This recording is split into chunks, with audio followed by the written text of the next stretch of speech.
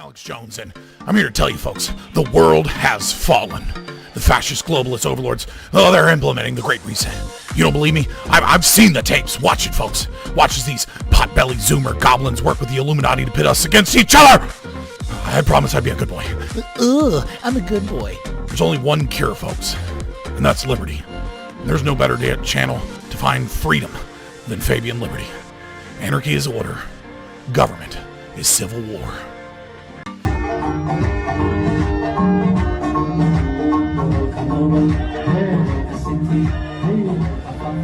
I understand. Fraud is bad.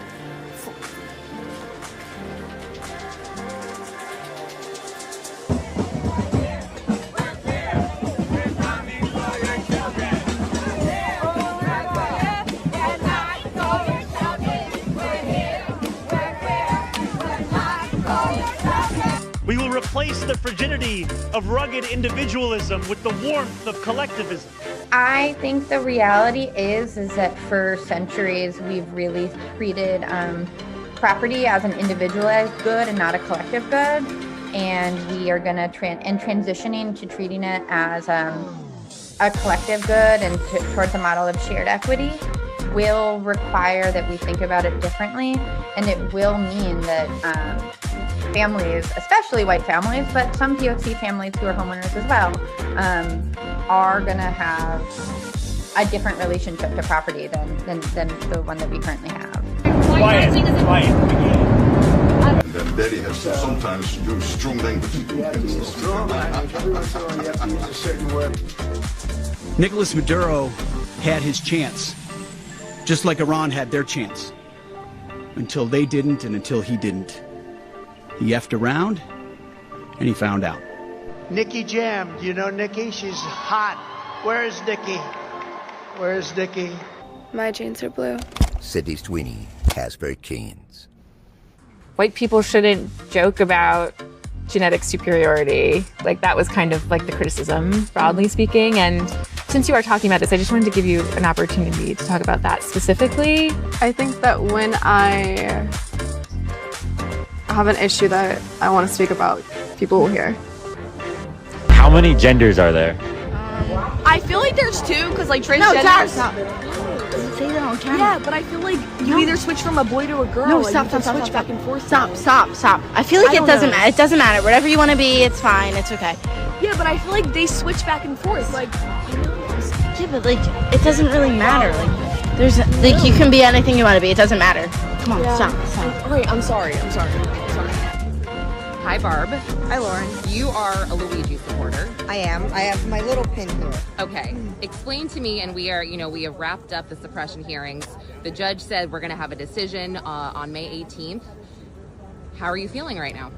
I mean, after Tuesday, a little less discouraged, just because the statements were thrown out that were illegally filmed, because Pennsylvania is a two-party state versus the one-party consent law state that New York is. So that, I mean, I feel like was pretty foolish, or knowingly of the prosecution kind of breaking the law. That makes me feel a little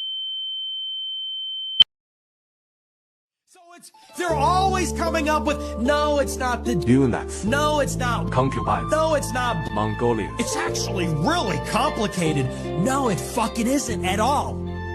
Units. Running society. Concubines. Need to shut the fuck up. Mongolians. Need to be imprisoned for the most part. And we would live in paradise. Under the mandate of heaven. It's literally that simple.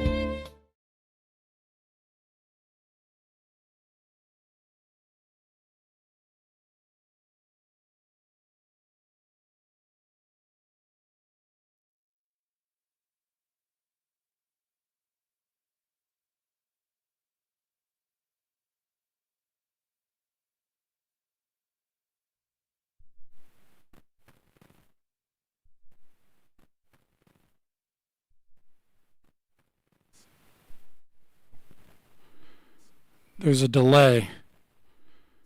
There's a delay. There's a delay.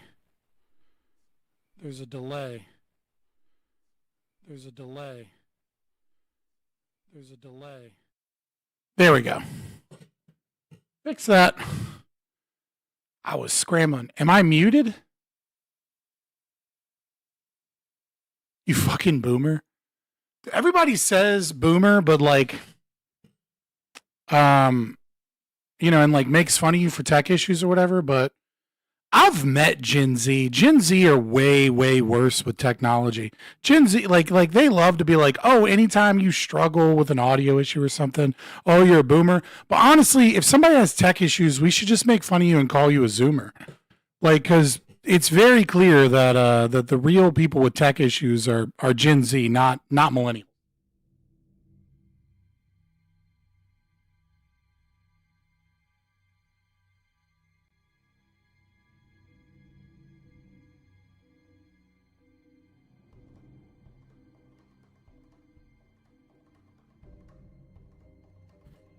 I'm just saying, like, genuinely. If you meet somebody with really, really bad tech issues, it's almost always a boomer or Gen Z. It's never millennials that are like the ones with like an inability to figure out how to fix something on a computer or a device.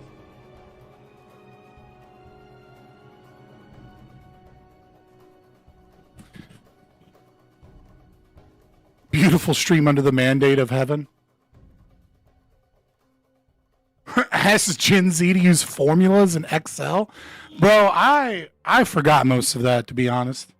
So, like, I can't really say shit, but I have done it before, and if I had to do it again, I'd figure it out.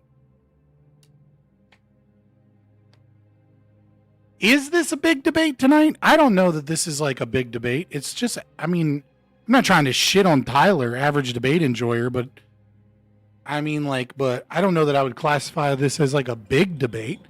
It is the DCS championship. It's fun. I enjoy working with Grid. It is definitely, like, I definitely came back for this. You know? I should be back tomorrow for the panel as well. Unplug your guitar pedals? Look, man, don't. Bro, what if I, like, genuinely, though, what if I was using, like, a pedal that, like, changed my voice? Like, what if I, like, just fucked up one day and was like, oh, hello, guys! Oh, hello! I look a lot more serious without the glasses. I should just go like this. Problem is how the fuck am I gonna read chat?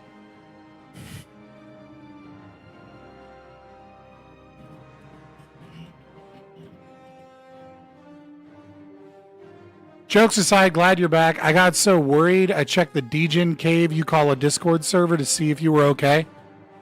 So, I mean, there are three things going on simultaneously, right? I will always be upfront and honest with you guys.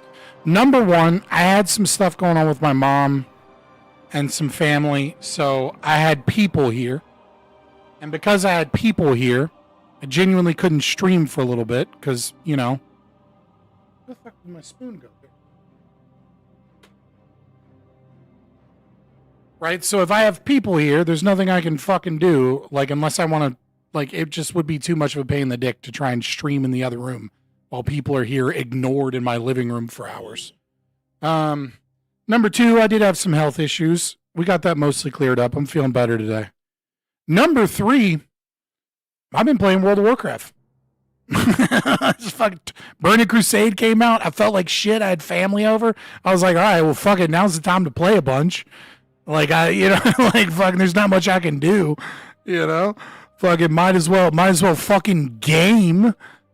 So there was like 1 or 2 days there where, like, I finally got rid of family members in the house and stuff, and also I was feeling a little better, and I probably could have streamed, but I was like, all right, you know, we'll come back when we're 100% kind of thing.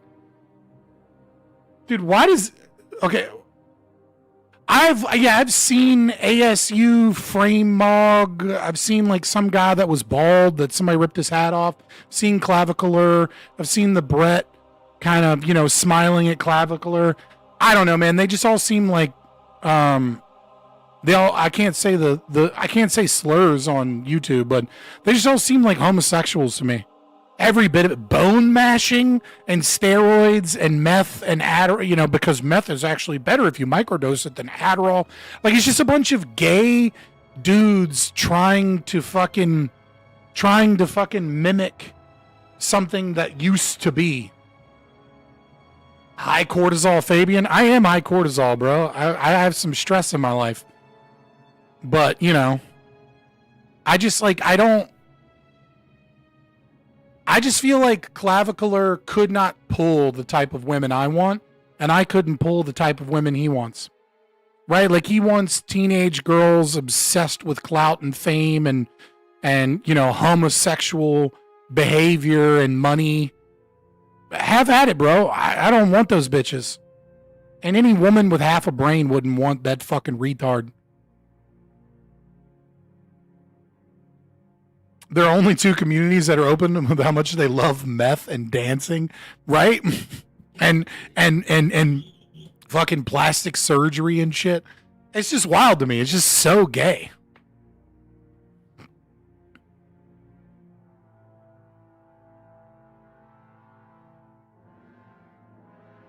I was like, this is really gay. And then I saw a tweet about Clavicular falling down in the leaderboards because he was quote unquote burger gooning because he was eating a burger with too sloppily and too much enthusiasm. And I was just like, I'm fucking whatever this is, I don't want anything to do with it, man. Like I'm good. Whatever this is, y'all have fun with that. I'm not a part of this shit. You know? And maybe that's because I too like to burger goon and don't want to be judged for it, boys. Maybe that's all it really boils down to. Is I'm just an anti-bone mashing, burger gooning little cuck or whatever. I don't fucking know, but I don't want anything to do with that gay shit, man. Dude, honestly, the thing that's been getting me has been like while we were away, right? Is like I've noticed 2 things that have been like kind of like just constantly on point day in and day out. Number 1, I've noticed that the left has increasingly abandoned reason. And like they were never attached to reason. What time's the debate? It's at 8:30. 7:30 Central, 8:30 Eastern. It's Sunday. It's my first day back. I wasn't going to come in 2 hours before. So I just came in 1 hour before. I've noticed 2 things. I've noticed that the left has increasingly abandoned reason. And again, like I said, they were never really attached to reason in the first place. But like they have abandoned the pretense of reason. Like they just intentionally misunderstand everything to an extreme degree and then just make up shit and scream it, hoping that the right will agree. And I'm guessing it's like something to do with the fact that like that the right has kind of abandoned reason as well. And so now we just have like 2 faction of socialists trying to out retard each other. And it feels very lonely. It feels very isolating watching the right turn into like neoliberal fascist light retards. Just straight, the MAGA has just become straight retarded. And the left has responded by becoming ever more retarded. So it's just like I feel like an adult in a room of like 30 toddlers having a tantrum and knowing that like I can't actually step in and fix it because if I did, their parents would lose their shit.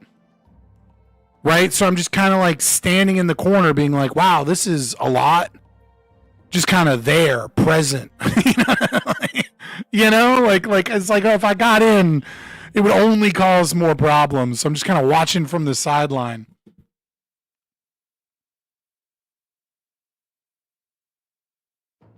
The studies were corrupted by the Trump administration. So they just were like, you know, oh, that's hilarious. The studies that were almost certainly before the Trump administration. Massey is still pretty popular, though, on the right. I don't have much of a read on politics, but he's the most popular Republican. Well, I think he's the only reasonable Republican left.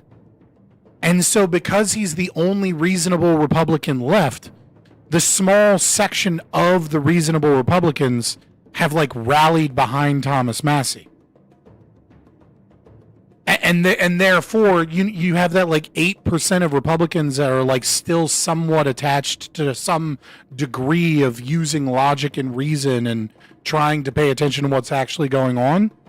are supporting him, as opposed to like all of the other people are just kind of like this diluted, I support this guy, oh, this guy's an enemy of MAGA this week, right? So like they've rallied behind him in that regard, and it makes it feel like he's more popular than he really is. Like I would say that Thomas Massie is beloved by people from Kentucky and by a very small subset of the Republican Party that is reasonable. But I don't feel like he's like anywhere close to any of like the big people that are under the umbrella of MAGA.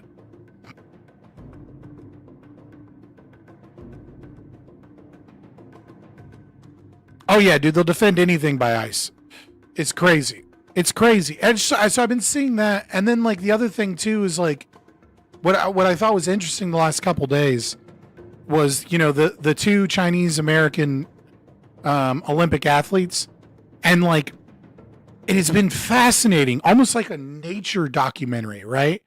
To watch the right get behind this woke girly, this probably bisexual they, them, or sorry, she, they, maybe she wasn't she, they, I don't give a fuck, right? But like this very clearly liberal, lefty, kind of wokey, you know, young girl that is, you know, winning gold and is doing beautiful and is representing America. It's been fascinating to watch the right be like, hell yeah, rep America, you're great. And then the entire left just be utterly confounded by the possibility that people on the right could support her despite their politics not lining up one-to-one. You're excited to vote for Brandon Herrera? Why?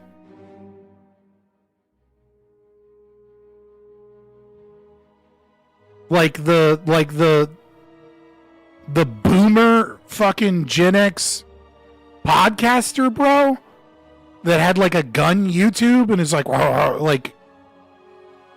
I mean, I guess I just don't like what, like the guy's not smart enough to be he's smarter than the average politician, but like, can we expect more? Like he's a dunce. Look up Tony Gonzalez. Why? Actually, there was a hit tweet where she said no longer believes in the they, them pronoun stuff. Yeah, but I saw that and it's just an image. There's no video recording. So I saw people on the left saying that she never said that. Right? Like, she's got like alt hair. I don't give a fuck, right? Like, I don't give a fuck what her politics are. Nobody agrees with my politics. There's like one MMA fighter that told people to read more Rothbard and Mises. And like, that's it. You know what I mean? Like nobody, as far as I'm concerned, is aligned with my values and especially not aligned with my philosophy. Right? So it's just like, I don't give a fuck about the Olympics. Right? It's been very interesting to see that, like, you know, the Olympics are now just gooner bait as they fucking post constantly like fucking girls with fat asses. Is like, I'm sitting watching the fall of Rome, right? Like I'm just sitting and like, oh, okay, so the Olympics really now are just like, I don't think I've seen a single photo or video of like a dude Olympic athlete since the Winter Olympics have started. I think I saw like one weird looking androgenic like Asian boy on speed skates. Other than that, I haven't seen a single male Olympic athlete. I've just seen nothing but like women with cake and then being like, oh, this sport is dangerous and it was banned for 50 years, but it's back. And it's all just shots of women's asses jiggling. And I'm like, what the fuck is happening? Like, this is definitely the fall of Rome, right? Like, this is all very clearly marketed gooner bait. Who's the Olympic girl? the ice skating lady. I don't know. She's like a half Asian, half American. It's like Louis or Luo or whatever. She's Chinese American. Her dad was a defector, right? She seems like a little bit of a liberal wokey. She's beautiful. She does great. I watched like her performance because I was like, oh, that's interesting. I'll click that. You know what I mean? Like, you know, why not? But yeah, it's just been gooner bait. It's very strange.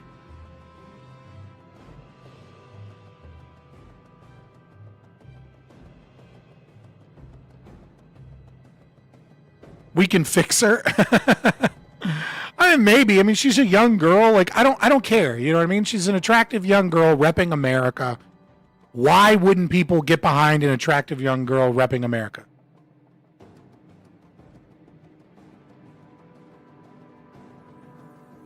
Was quads upon quads and a backflip landing on one blade? Yeah, send it to me. I'll check it out at some point. That seems cool.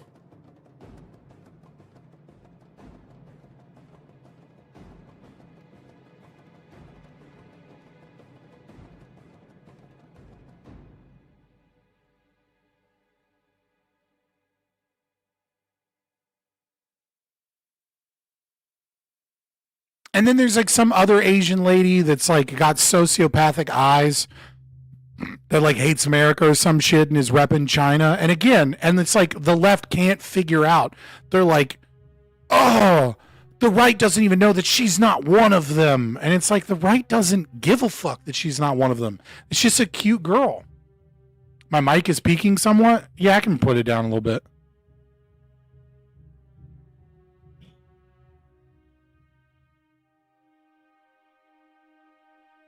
Does my calculus work? Does my calculus work violate the NAP? The fuck are you talking about? Why would your calculus homework violate? Do your homework, dude.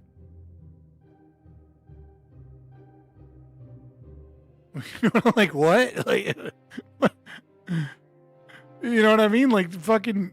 What do you mean? Quit being weird. Do your homework. Stop acting like a child.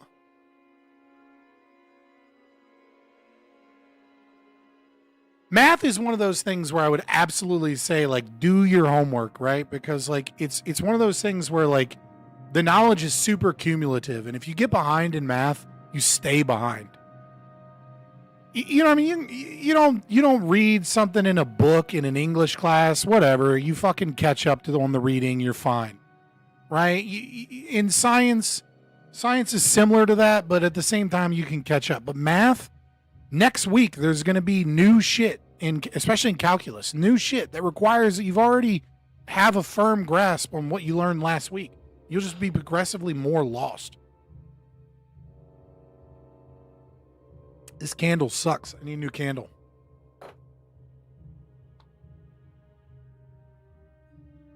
Yeah, I don't even care about her name. Like, at the end of the day, like, it's of no consequence to me who's fucking skating at the Olympics.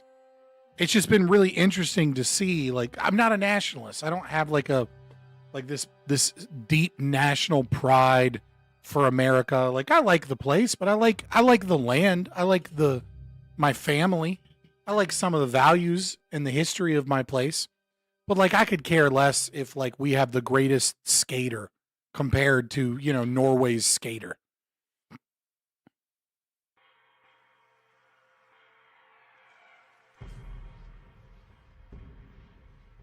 What are these questions? What is happening?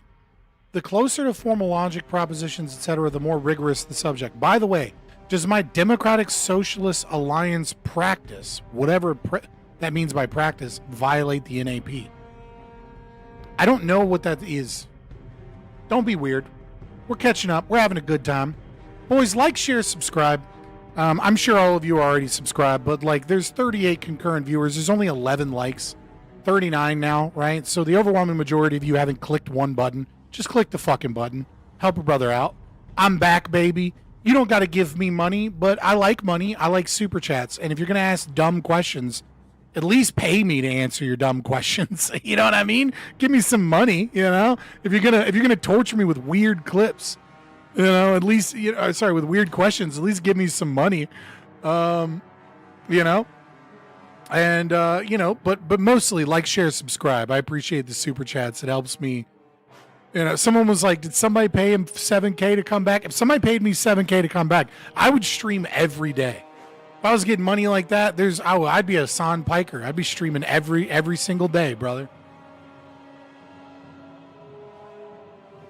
Is it violating the NAP to torture you with these questions? Well, it's not really torture. Like, I could block you at any moment. Like, I could time you out right now. I could just click your name and time you out. let's see. Go to you put user in timeout, and I could do like. Let's see. How long do you think it takes to do your calculus homework? You know, like how long, boys? How much calculus homework you got? Because we could time them out for long enough. I'd probably say 30 minutes. 30 minutes. All right. Against all advice, brother, do you really have calculus homework to do? That's my question. Are you actually putting off calculus homework? Okay, cool. I'm timing you out for 30 minutes. User in timeout, 30 minutes. This is not a punishment. This is a reward because we love you and we want to support you here, all right? So throw me on in the background, listen a little bit, but you can no longer chat because you need to be doing your calculus homework. Get your calculus homework done. I'll see you in a half hour, brother. The debate starts in 32 minutes. That's enough time to get your calculus homework knocked out and then come right back and watch the debate. I love you. I love this community. I love all you guys, right? I will shoot myself in the foot and lower my chat engagement to make sure that you guys succeed. And if you want to help me succeed, donate me money. Donate me money. And if you give me enough money, we'll decide who else needs 30 minutes to do their calculus homework. I'll see you in 30 minutes, bro. Promise. This is not a punishment. You get your homework done. Is asking a woman for her Instagram a violation of the non-aggression principle? How? What? Are you guys just throwing random shit in and then just saying, is this a violation of the AP? No, it's just asking for a girl's phone number in the modern era.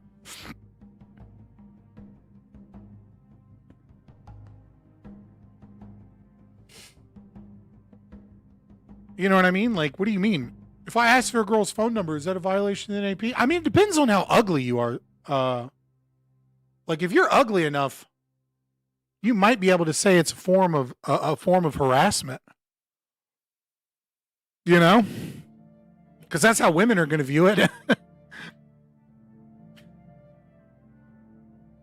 Do I think Massey will run in 28? I have no idea. If he does run, I don't think he can win.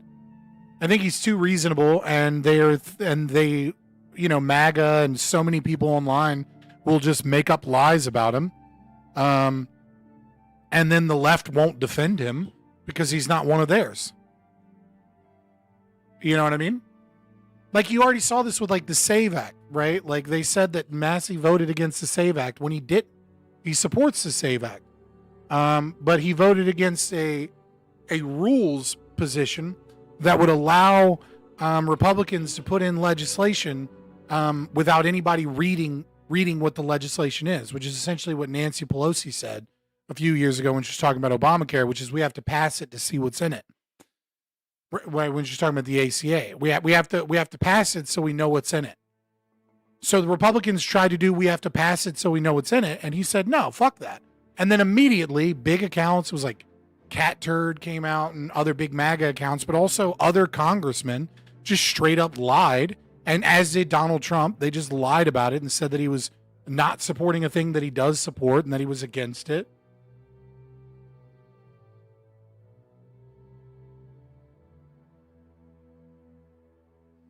So, you know, Casimir, what's Casimir doing?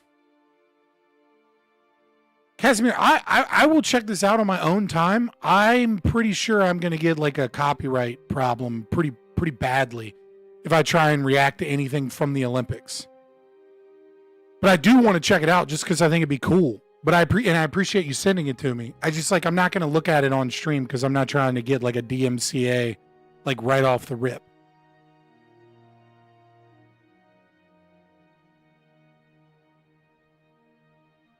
You know?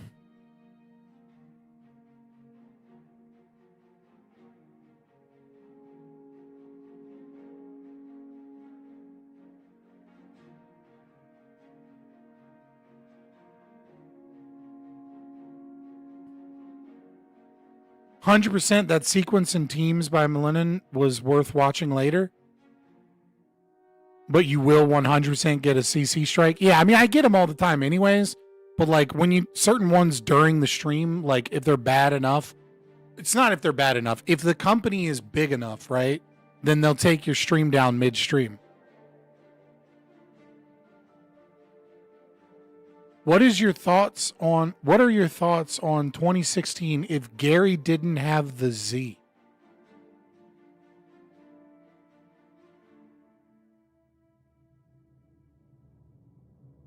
Is Z supposed to be a variable for the next sentence where you fill in what is Aleppo?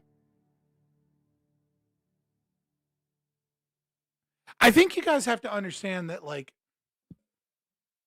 moments like this, what is Aleppo, or like Howard Dean's moment, they are 100% manufactured by the corporate media. Gary Johnson didn't have a what is Aleppo moment that killed his campaign.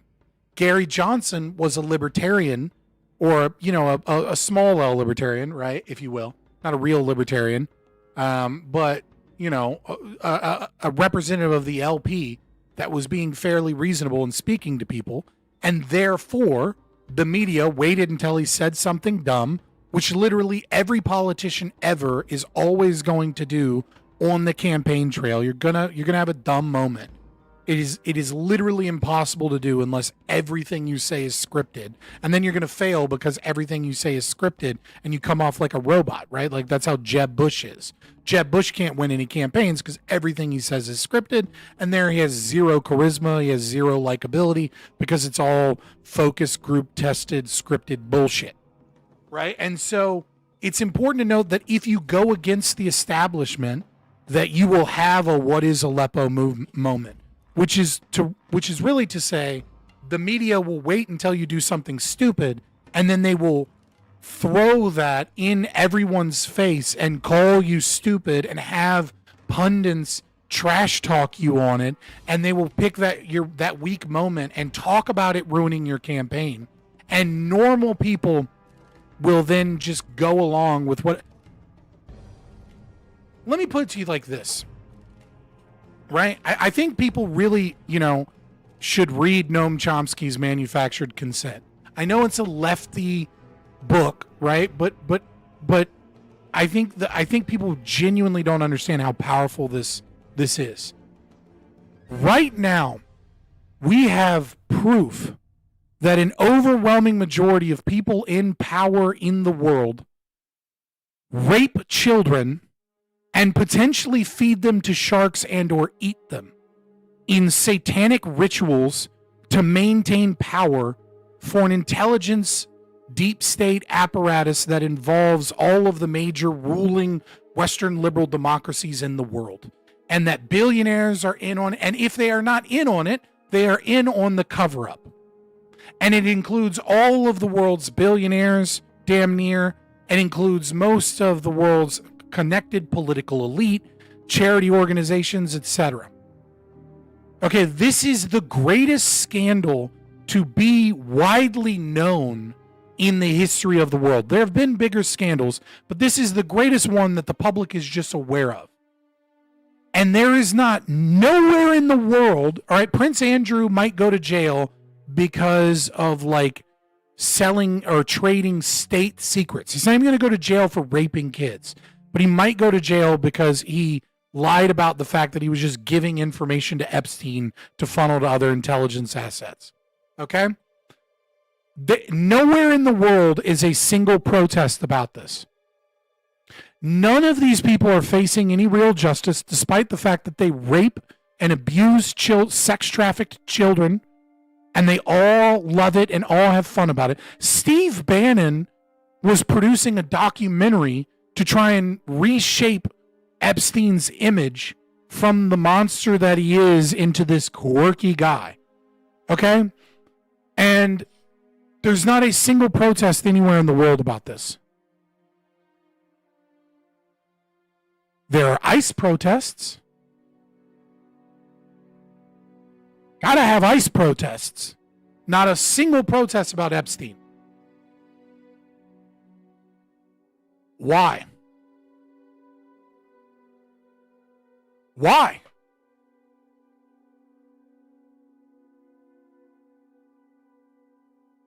I'll tell you why. Because protests are not real. They're manufactured. They are created by large leftist statist organizations to create and sow division and chaos on safe issues that then put statists that will support corporations in power and weaken those that challenge the narrative or the system. And they pacify the people by giving them a political enemy to disagree with and dislike, despite the fact that that political enemy is just another side of the same coin. And they manufacture letting out public outrage at politicians fucking us over by funding protest events that align with their interests. If protests came strictly from people's genuine outrage at the system, there would absolutely be protests against Epstein. So if you understand that, then you understand that Gary Johnson's "What is Aleppo" moment, or Howard Dean's, why did Howard Dean, why was he running? He was running for Democrat presidential candidate in 2012, right? And he was the only Democrat running anti-war. He was the only Democrat that said that we need to pull out of Iraq, that we shouldn't, that Afghanistan has nothing to do with what we're going on. Like, we've already done everything. We've already done too much in the war in wars in the Middle East, and we need to pull out. But the rest of America was all for the domestic war on terror and the global war on terror. So he has a goofy moment where he goes, "We're going to go to Iowa, and we're going to go to Hawaii, and we're going to go to South Carolina." Pia! And then they blow that up everywhere, and the media talks constantly about how this is a campaign killing event, and the people are fucking sheep. So when they turn on the TV and they see someone say that his campaign is over and that this is actually super goofy and that this is something that, like, doesn't look very presidential, the opinion just simply shifts, because most people in a democracy are not informed voters. They just go with whatever their masters tell them to do, which is to say they just go along to get along. They just go along to be on the right side of history. They just do whatever the majority of people are doing, and or what they think the majority of people are doing and thinking. So no, if Gary Johnson hadn't had a "What is Aleppo" moment, it would have been something else he said. They would have taken him talking about drug legalization on Joe Rogan podcast and blasted everywhere that he's a stoner idiot libertarian. And then they would have shown, and then they would have talked about how the Libertarian Party is a threat. And they would have shown the clip where he talked about, I think drivers should have to show some level of competency, when he was talking about whether or not he supports the state driver's license, and he got booed by everybody. And they would have been like, make no bones about it. He only said this because he was running for president and he's lying about it. This is what they really want to do. They want to get rid of driver's licenses because they want illegal immigrants to vote, and they want car crashes everywhere. They would have just picked something. And then they would have said that this made him look like an idiot, and that because he was an idiot. And they would have said that over and over and over again until a majority of people believed him. Like, protests are not real. People's opinions about politics are not real. Overwhelmingly, everyone has an opinion based upon what they think is supposed to be the right opinion, that is the popular opinion to have currently. And this is totally and completely manufactured by the wealthy elite and those in power that control social media algorithms, advertising companies, and legacy news media organizations. And that's it. You have to get into your head that you are trying to break people out of the matrix. But at the same time, you have to recognize that most people are just in the matrix. That's how the system functions.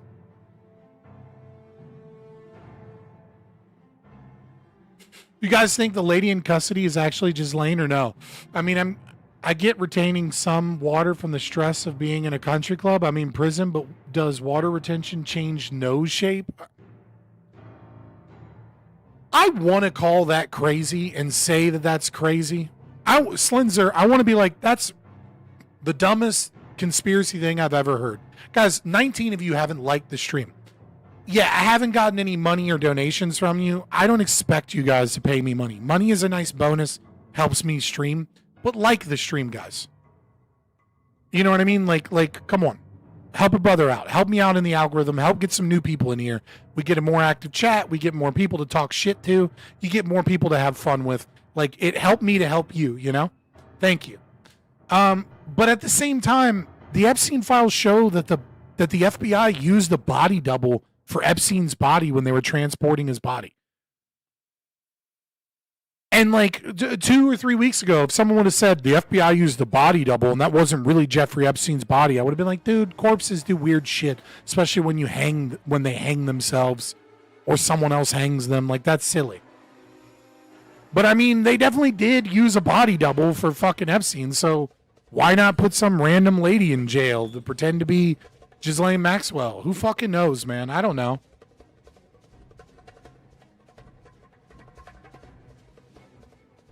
The best one-on-man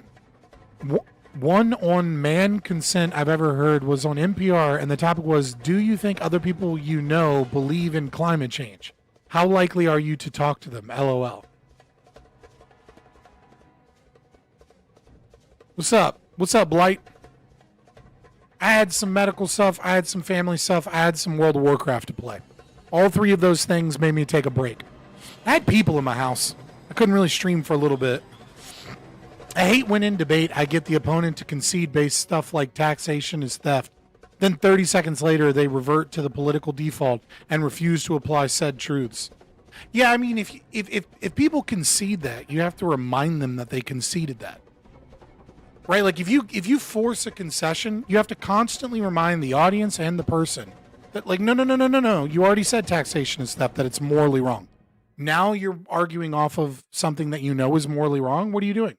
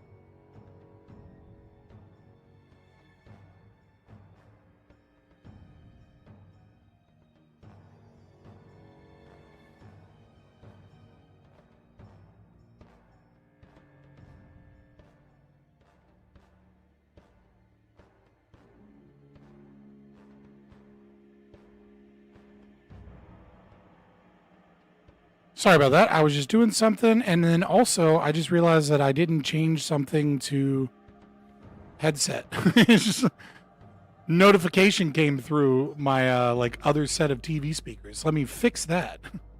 Thanks for the $10, brother. I appreciate it. I do. Happy to be back. Happy to have some fun, boys. Should be a fun debate tonight. I always love debating this shit. It's like, people are like, "What are your specialties?" I'm like, "This shit." And they're like, "Oh, that's kind of boring." And I'm like, "I get it. You want to do flavor of the month shit, but this is what I love." Takes you a while to change your default browser to anything but Edge. You got to give them the pop-up every time they revert to default, man. What are you talking about? My shit, dude, the moment I install Windows on a new device, I immediately switch that shit to Brave, change it to default, and Edge is gone forever. I don't even know if Edge is good or not right now. I have not used Edge ever. Like, I've used it. You know what I've used Edge for? To go download Brave. That is the only thing Edge has ever been. And then, like, one time, I think I used Edge to see if Brave was causing a problem. You know, like, nah, dog. Like, we don't use Edge around here. That's crazy.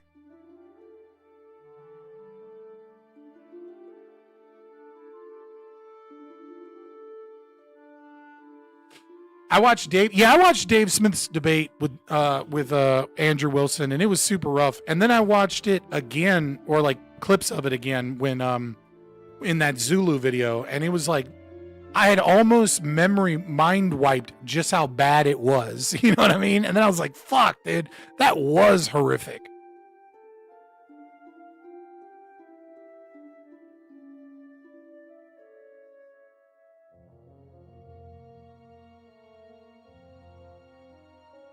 I'm using Edge because YouTube and some other sites seem to work better. Yeah, so I mean, like maybe they do, but I use Brave. I don't get pop-ups or anything like that. I don't get add-ons. Shit works.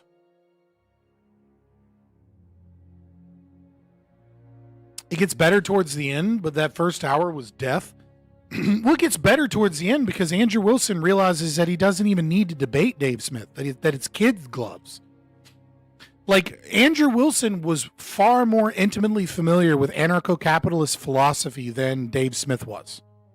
Like, you can see in that debate where he goes, well, usually they use something along the lines of argumentation ethics to back up, you know, their position that arguing, you know, the act of arguing is showcasing that you believe in non-coercive acts. It was something along those lines. Like he specifically brings up argumentation ethics as a better argument than whatever the hell Dave Smith, who can't define any like he couldn't define what was it he was incapable of defining? Self-ownership. He couldn't explain or define self-ownership. Because he's just used to people granting the concept of self-ownership offhand.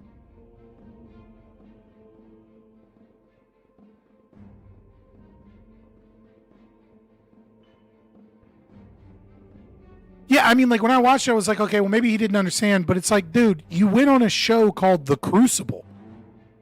The name alone suggests that this is going to be like a confrontational debate.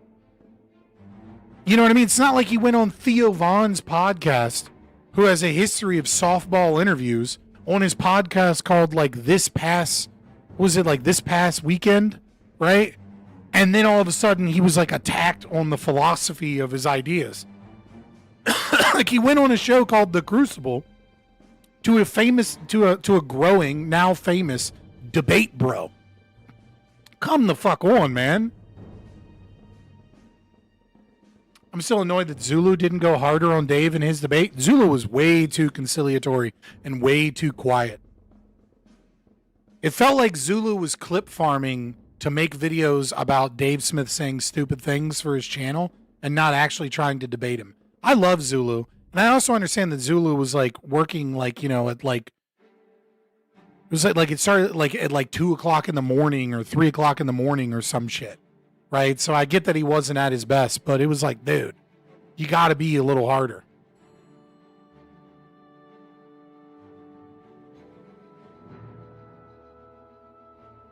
Yeah, I don't know. Dave Smith was pretty sad in that debate.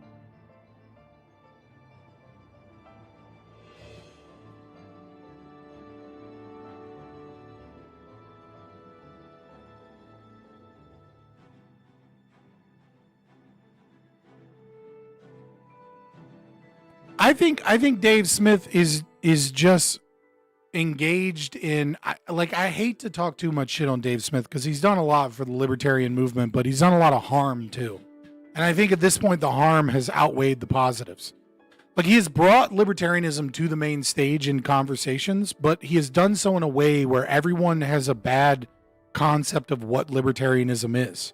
So they recognize the name when you show up, but they have no concept of the philosophy or the ideas, and actively will fight against your ideas and your philosophy based upon the false presumptions of an ideology that you don't hold, that you simply share a name with because Dave has poisoned the well. And so it's hard to tell whether or not he's done more harm than good. But at the same time, he has brought it to a large audience, which I think to a certain degree opens the door for a lot of people like Zulu or myself or other people that actually understand the theory to correct the errors of Dave and to correct the message and to explain why Dave Smith is so wrong. Because without Dave Smith being there, I don't know that we would even have those opportunities to go there to correct the message in the first place. So it's like to I know Zulu is of the opinion that he's just straight up done more harm than good. I don't know. I know that he has poisoned the well and harmed the public perception of libertarianism without a doubt. He has harmed the public perception of libertarianism because he has spread a false lie about what libertarianism is due to his own inadequacies. But nevertheless, he has spread that name, and by doing so, that has given us the opportunity to correct that message. And without somebody like him, they might be like, libertarianism? I feel like I heard about that on isn't that some weird shit like femboys on Discord servers believe or something, right? They would have no concept of it other than this weird ideology teenagers have. And so it's hard to know what's better and what's worse. I think now he's doing more harm than good because the message is kind of already out there, and now he's just poisoning the well, and it's not really helping us. But no, I don't think Dave is vibing it out. I think what Dave is vibing out isn't the concept of whether or not libertarianism is right or wrong. I think he's vibing out his interactions in the online space that allow him to maintain his fame, his clout, his relevance, his connections, and his money. And his mostly right-wing, slightly liberty-minded Republican audience. I think he's engaged in audience capture and he's trying to maintain his relationships. I don't think he's vibing out that. I think he's just vibing out what maintains his power in the space.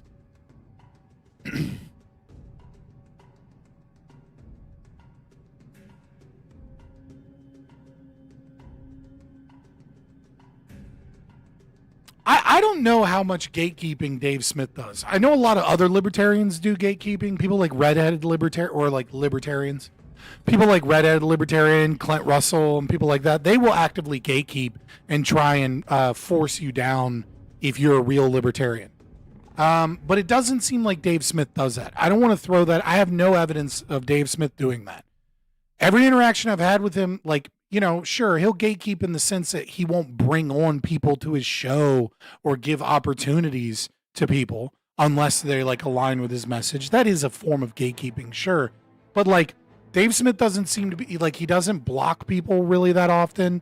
I don't know. I haven't heard from anybody that he's badmouthed someone to try and stop an opportunity or stop someone from getting on a show. I have heard that about other people. Right. And so I don't want to put him in the same category. It's almost like he passively gatekeeps, right? He passively gatekeeps in the sense that he has opportunities to give and he gives them to people that share his values. But I have no evidence and haven't seen anything of him actively gatekeeping or trying to keep people from gaining clout or fame off of anything other than his own name. And to that, I respect Dave Smith for that. Genuinely.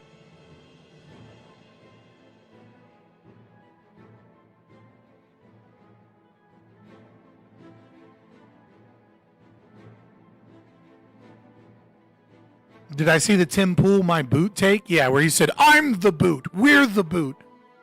Tim Pool is Tim Pool is another example of just complete audience capture at this point. You got a question for me about objectivism? I mean, okay. Pay me. No, I'm just kidding. I'm about to go do this debate in a couple minutes.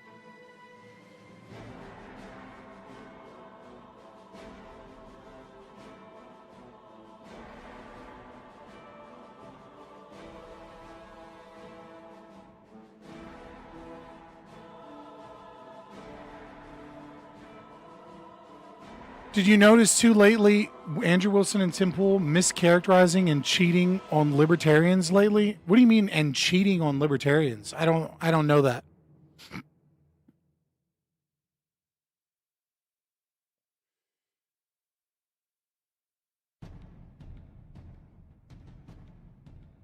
So hold on. A Marxist tried to say that 2 fucking tin soldiers fucking one always lies and one always tells the truth as proof that contradictions exist. That's just that's just silly. That's like saying A equals not A is proof that A can equal not A because I formulated it into a sentence. Contradictions can exist because I say contradictions are true. That's so retarded. That's like the most weirdest primacy of consciousness shit I've ever heard. Like, if I say something is true, it magically becomes true. No, it fucking doesn't. If I say all apples are green, that doesn't magically mean that all apples are green. It just means that I said something false.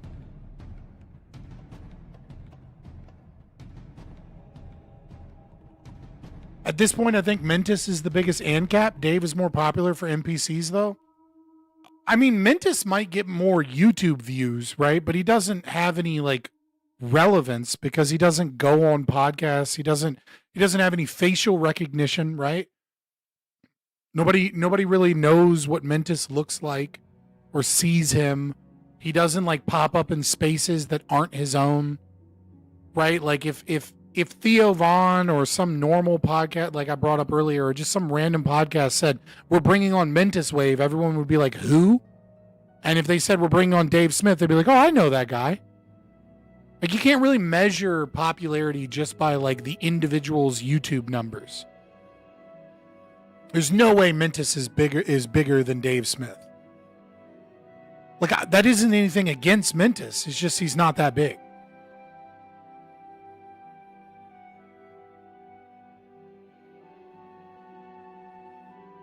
I'm trying to hop over for this debate, but I've got no link.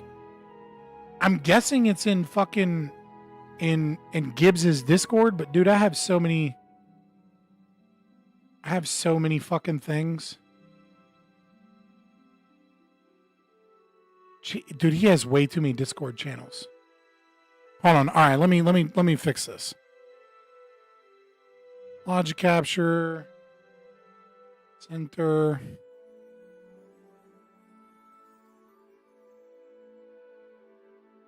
Do that.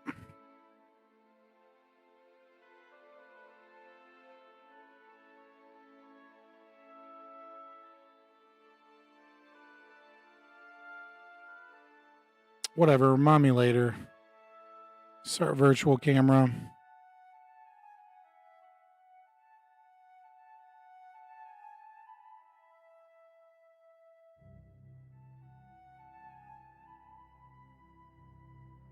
I think this is where it is. A lot of things I need that's not on the list. Dallas ever again, and don't invite None of me. them was the party, I'm out. for the record. I was the only one that partied. They all were like, "My pussy hurts."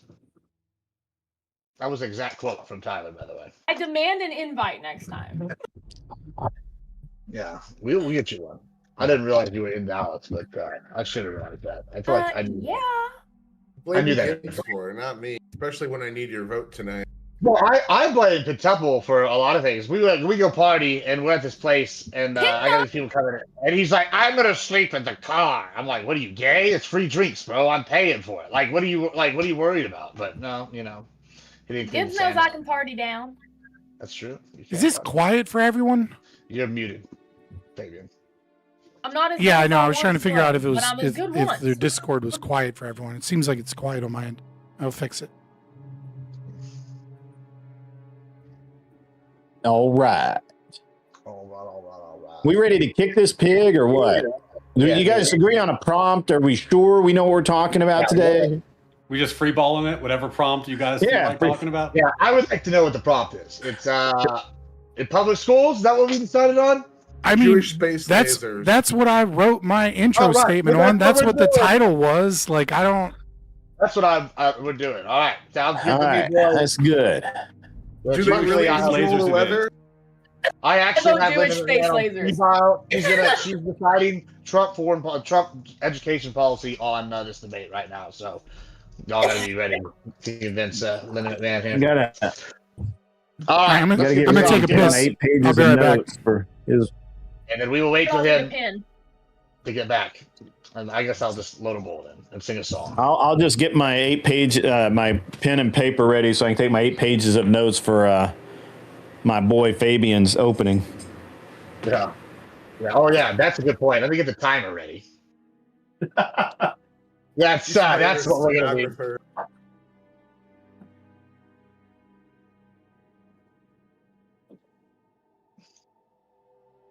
All right, got pencil, I got paper.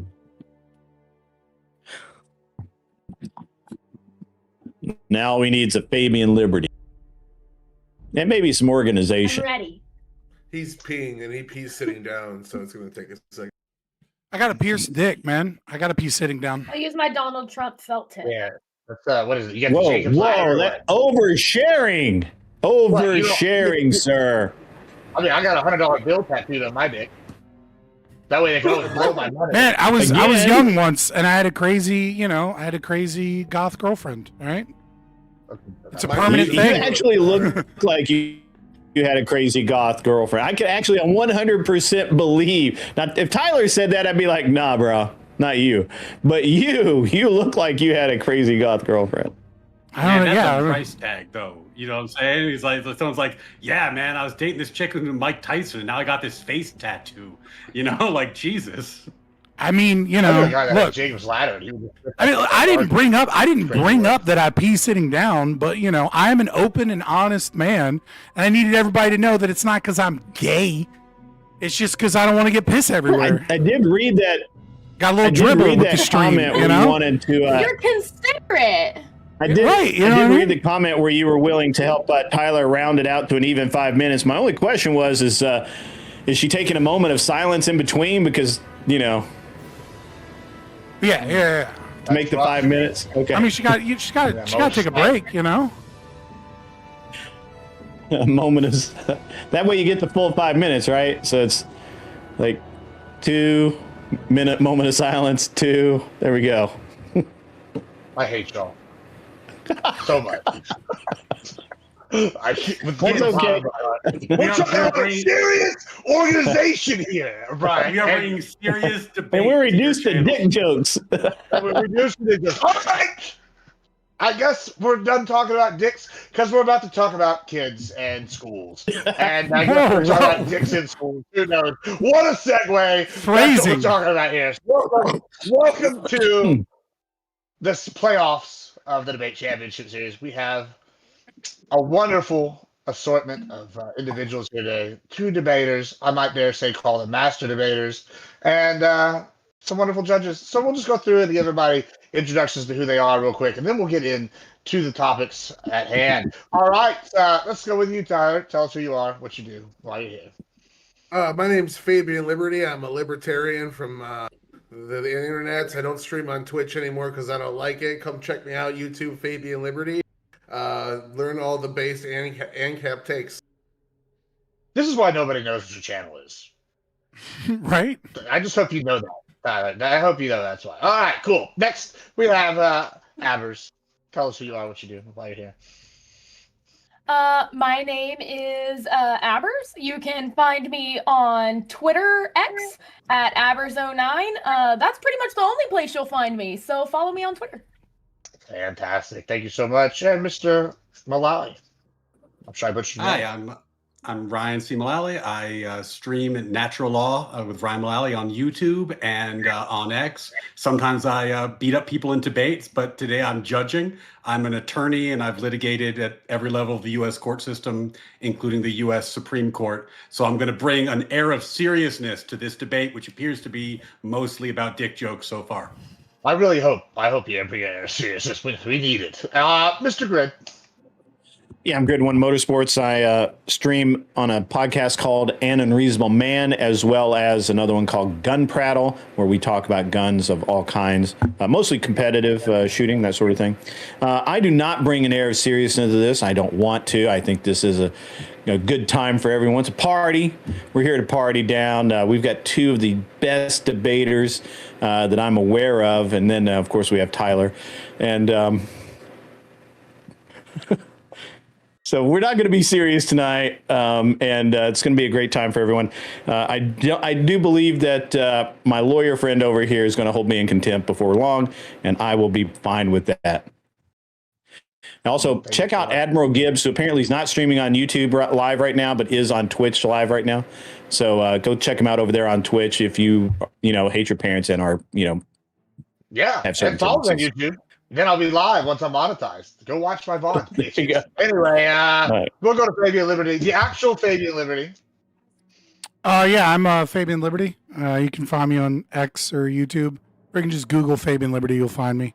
And yes, you are right. I do not stream on Twitch anymore because I don't like the platform. Mostly, I just don't want to get banned on Twitch because I say a lot of spicy things that would get me in trouble on Twitch. But that is what it is. So if I'm an anarcho-capitalist, baby, neophyte, objectivist philosopher, and sometimes I do debates. A lot of times I do reactions and fun stuff like that. And I'm here to have a good time. But my idea of a good time is very serious, right? So we will be serious. I appreciate that because I spent a lot of fucking money on the prizes for this shit here at the finals. So somebody's going to get a really nice prize. And then Skids Tech in the Grand Prix coming up after the finals are completed. Spent a lot of money and we got us a big ass trophy that's going to be for the Grand Prix only. So let's get started without further ado. We are going to be talking about public schools and should we even have them? I guess we'll get into it. You can let Tyler introduce himself. He already introduced himself because he did. I missed it. He pretended he was Great Value Fabian Liberty. So no, he didn't get a real introduction. In fact, I don't know if he even gets a normal introduction. He's going to start all the way out of disadvantage. No, I'm just kidding. We're going to get into the introductions here. Y'all know the rules. You get 7 introductions. We're going to go to an open period after that for a few minutes. Then we're going to do about 10 minutes to 15 minutes of judges' questions. Another open period. Same thing again with the judges, 10, 15 after that. And then they'll have one more open period. And then we'll do closings, 3 minutes. That's the standard here.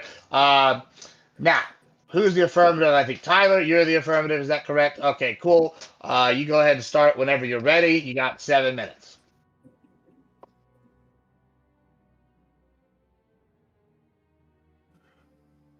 Good morning, good evening, everybody. So anyone who even resonates with the argument of an absolute abolition of public schools takes us to a grounds that really, it takes for granted what public schools give to us, but it's an ideological framework. Even in the current system, if you don't like public schools, you can choose otherwise. We have different options for you to go to. We have different alternatives. You can even school your kids at home if you want to. All we have is an objective standard from them. What critique reaches high enough to essentially say that we should absolutely abolish this? We can't even have it as a public option. It is purely ideological. There's not any argument in reason that backs this. So we're going to kind of get into a couple here. The system that we have for public schools allows for local voters to pick who they want to run and regulate those schools. It's up to us how we want those schools run. It's done locally. When we change the system, when we go all to private schools, completely abolish it, we lose that right. We lose that ability to control what the schools teach. All we have then is the competition of the free market, which in many ways can be absolutely limited. We lose universality as well. That's going to be probably one of my bigger arguments tonight that I'll get into as well. So the areas where we currently use government to provide housing, electricity, high-speed internet, rural areas, most of rural America, without these programs would be third world countries. And schools are the exact same. If we switch to a for-profit model of schools, you would see a massive lack of education in a large majority of the land mass of the country. It might even cause more urban flight to go to those libertarian megacities that are inevitable. So the only reason you would want to oppose a system that democratically oversees the universal standard is an ideological one where you aren't really a fan of democracy. You're not a fan of the people having their will and their say. You want to impose a system on them that they would reject if given a choice. And I'd say it's really just not a juice that's not worth the squeeze. If you actually even get into this, I'll grant that maybe at some point, if you got into this only private school model, you would get schools that innovate better than what we have. You would have a small percentage of schools that would keep that technique, keep those teachers under lock and key, pay them great, charge high wages, and only bring in the elite. So you would take all these resources of education and funnel them to the top, to the highest bidder. And the lowest bidders wouldn't even have access to school to begin with. The middle class would be left over with the scraps, the mediocres. Where now you have a system where you could flourish in any school. If you want to get paid and you're good at your job, you can go work for public schools and still make money. This separates out the talent and allows more of an even education across the field. So the more negatives is once you lose that standard, you're losing that standard in terms of education as well. Imagine you have doctors or lawyers that are trained some certain way. Imagine you have a company that funds a college because all education is private, and the only thing you get out of that college is an education to do that job. You only learn a small part of banking law for your law degree. You get out and you can only do this one job that this company that funded the college set you up to do. And you're locked in with no education, no freedom to move anywhere. You just learn enough skills to work this one job. Even at its best, you see this model start to completely diminish the education of our country, which further diminishes people's ability to do jobs. When you have, going into more of the second point, the economic, when you have an ever-changing technological economy, you need people to have these high skills. The more, the better. When you have the next person that could revolutionize something technologically or invent the next cure working on a farm, dying of cholera at 24 because they never learned how to read and they just worked at their daddy's farm because they had no access to anything, that completely limits the pool, making our likelihood of innovation significantly lower. It's just not worth the squeeze. And even when corruption is brought up, a lot of times we're going to hear corruption as the counter argument. In this system, we have checks and balances to that corruption. Any system where human beings are involved, there's going to be corruption. But in this system, we even out the standard, we have something to police that corruption as well. Having these systems in place takes care of almost all the mitigating bad sides that can come from that, but will come under a system where this is gone. Again, you will not have the universal parts anymore. They will just completely disappear. There's certain truisms that'll carry over and maybe in educational degrees, but imagine two doctors at two competing colleges in the same city, learning different techniques, learning different terminology. And then after their 10-year education is over, they're trained in this way, they have to go work in a hospital together. And because you've lost that government standard, that certification that allows them to enter that field, you now have people that don't even know what their co-employee is saying in a critical, high-stress situation. We lose that universality. It's a big detriment. So potential innovators, people that cure diseases and things like that, again, working on a farm, dying of cholera at 25 instead of being somebody out there in the field. But this is also obstructing their ability to fulfill their pursuit of life, liberty, and happiness. They don't have the mechanisms at their disposal. This is an American principle to expand the equality of opportunity to everybody and allow them all to live that American dream we strive for. And it's put there for the betterment of the children. So think of the kids. Education already works with the private sector. We don't need private sector completely funding these jobs. We already have them come in. We teach certain amounts of skills. But the standard that we have also allows them to get a well-rounded education. So at the end of the day, when they leave school, they're not just locked into that one job that decided to throw some money at that school. These standards are put there for a reason. We don't want certain things taught in school. There's certain subgroups that we don't want in charge of school. So we want certain things like different regulations protecting protected classes, going after people for racial discrimination, things of that nature. We do not want that seeping into school, isolating people more from their education that we need to drive our nation and our economy and our technological sectors forward. It's imperative to have universal education for that reason, and universal education can only come when you have the government providing and compelling it. All right, thank you so much. Let me just reset my timer. And Fabian, go ahead whenever you're ready. Public schooling in America is a racist, classist, eugenic system designed to strangle wealth and opportunity from the middle class, lower the birth rates for the competitive class against the wealthy elite, incentivize the unproductive class into slavery and servitude, indoctrinate the lower classes into statist socialism, and create a market imbalance to disempower men in an orchestrated gender war. It is one of the most evil inventions of the modern era and should be abolished for a happier, healthier, freer society. First, let's dispense with the obvious. I am an ANCAP. I don't like roads. I know taxation is theft. I'm an overall unserious person, and because my ideas are difficult to grapple with, you ought to attack me with, we live in a society. Yes, taxation is a form of theft and a violation of human rights. The entire argument of public education is a moot point because it requires justifying the unjustifiable. I've already won this debate from the onset. That is, my opponent claims that A equals not A, or that man ought be free from coercion, and simultaneously man ought be coerced. The status has no right to debate because they have no grasp on reason, or reject it to further their own coercive evil goals. Unfortunately, reason and logic alone will not be enough to convince either my opponent or the audience. So instead, we must look at the disastrous consequences of the public education system. There's a fairy tale that is told and backed with cherry-picked data supporting the argument for public education.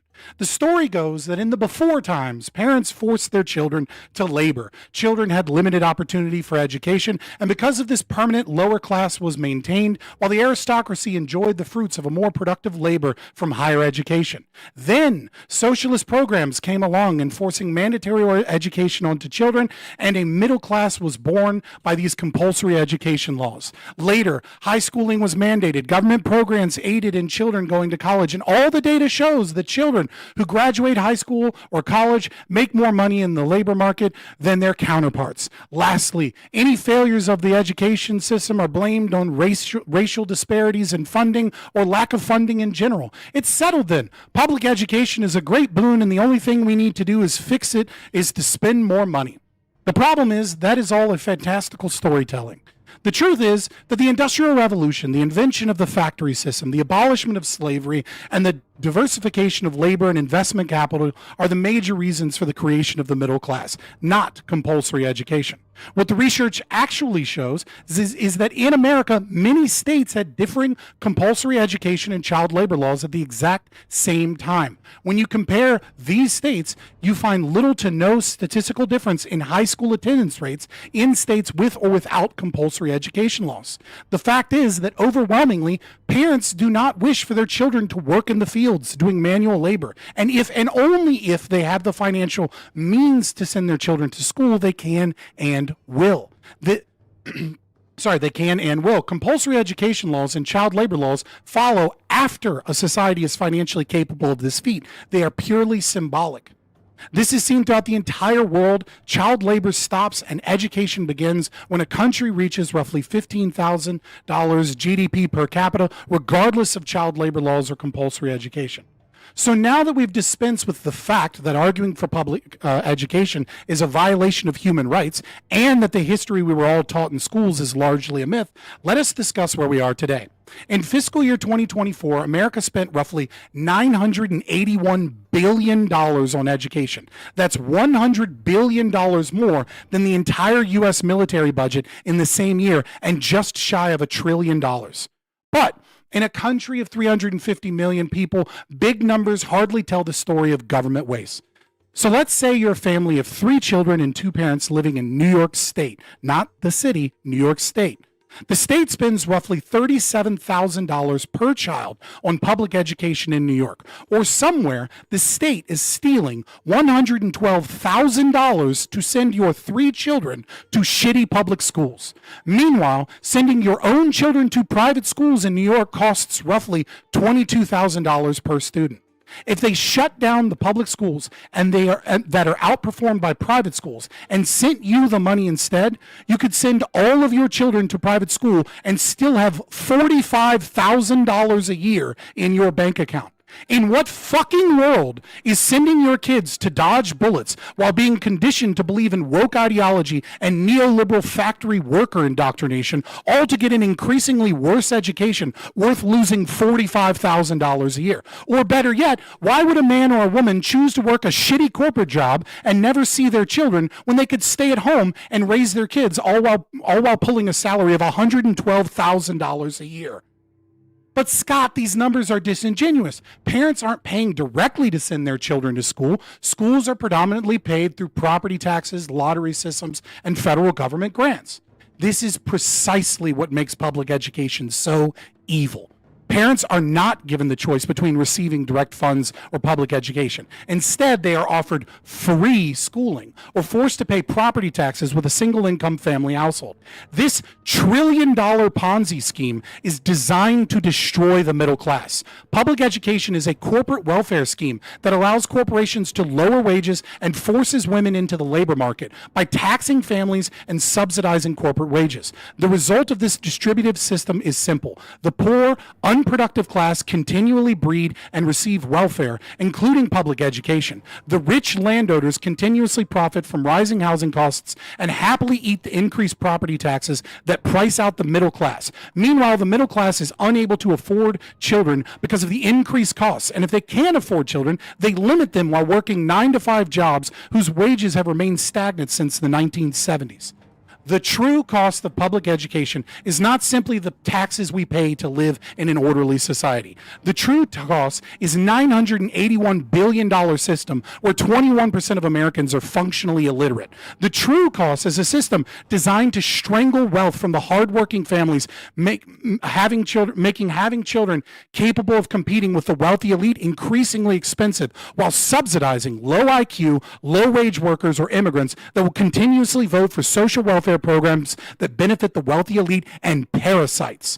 The true costs are corporate subsidies that force women into the labor market, and when combined with child welfare programs and community property divorce laws, destroy young men's hopes of building wealth and starting a family in the first place.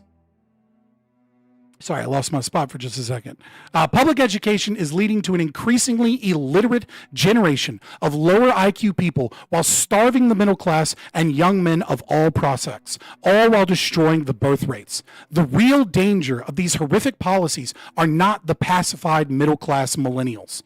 The real danger of these trillion-dollar policies are the rightfully angry young white male Gen Z who sees in America against them a dating market that ignores them and the impossibility of ever owning a home. History should show us that when enough young men are beaten down, they will burn down their home to rule atop the ashes. All right. Thank you so much. All right. Fight.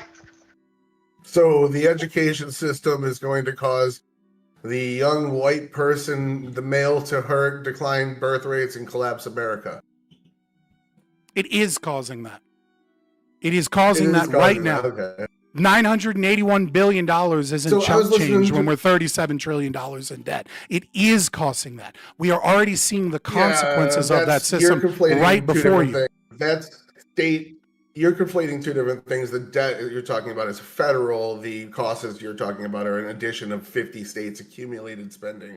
Most of it's done at the state level. So those are just two different funds that you're tapping into there for that. Yes, $981 billion is the combined money that we pay as a country that is stolen from us. Yeah. Wealth that is taken from companies, taken from hardworking families, taken from the middle class, and then redistributed for an education system where 21% of the children that come out of it are functionally illiterate.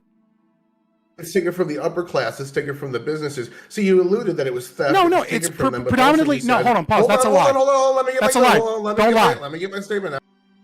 I'm not lying. Let me get my statement out. So you alluded that these people could just get that money directly and be able to pay for their education, but then also said that this money is theft being taken from hardworking people, middle class Americans. They wouldn't get that money. That money would go back into the pockets of the people that have. It's already introduced in my opening statement. Did you listen to my opening statement? Yes.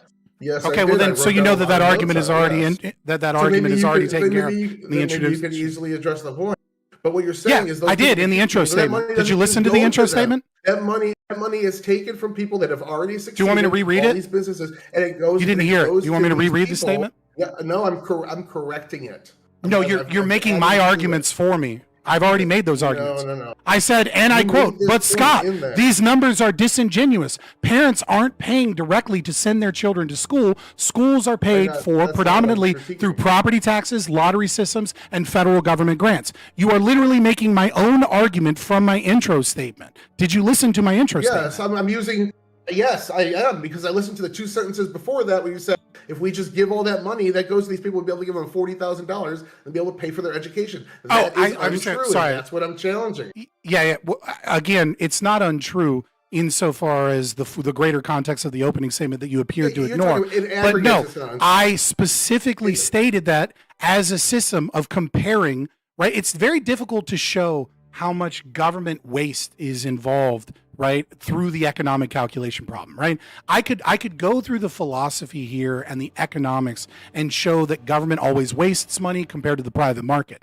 What I did instead is I created a thought experiment within my opening statement that was essentially, imagine if all of the money spent on the student was simply given in the form of a check. And what you would see is that you would have $45,000 in your bank account while giving your children an education that's almost just a little over half the price. That's better. Not at all what you're advocating for. I'm challenging that you were just throwing that out there as a virtue signal for somebody to pick up on and say, "Oh, he wants that money to go directly to the people." It's not a virtue signal. Where is the virtue signal?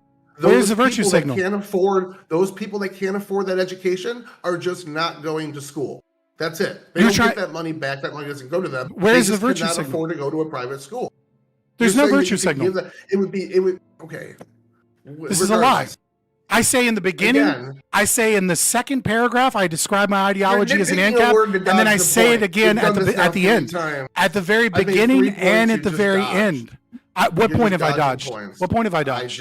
I just gave you it. Say it clearly. What did I run away from? I will answer any and all questions as long as you don't lie about what I'm saying. $45,000 could go as a check into their pocket. I said that's not the case. The case is that money goes back into the pocket of the person that's addressed in my intro statement. Tax. Yes, I understand that. How have I dodged something that's in my intro statement? Yes, let me get my whole fucking sentence out. You've interrupted 3 times. Make a cogent point, and I'll stop interrupting you.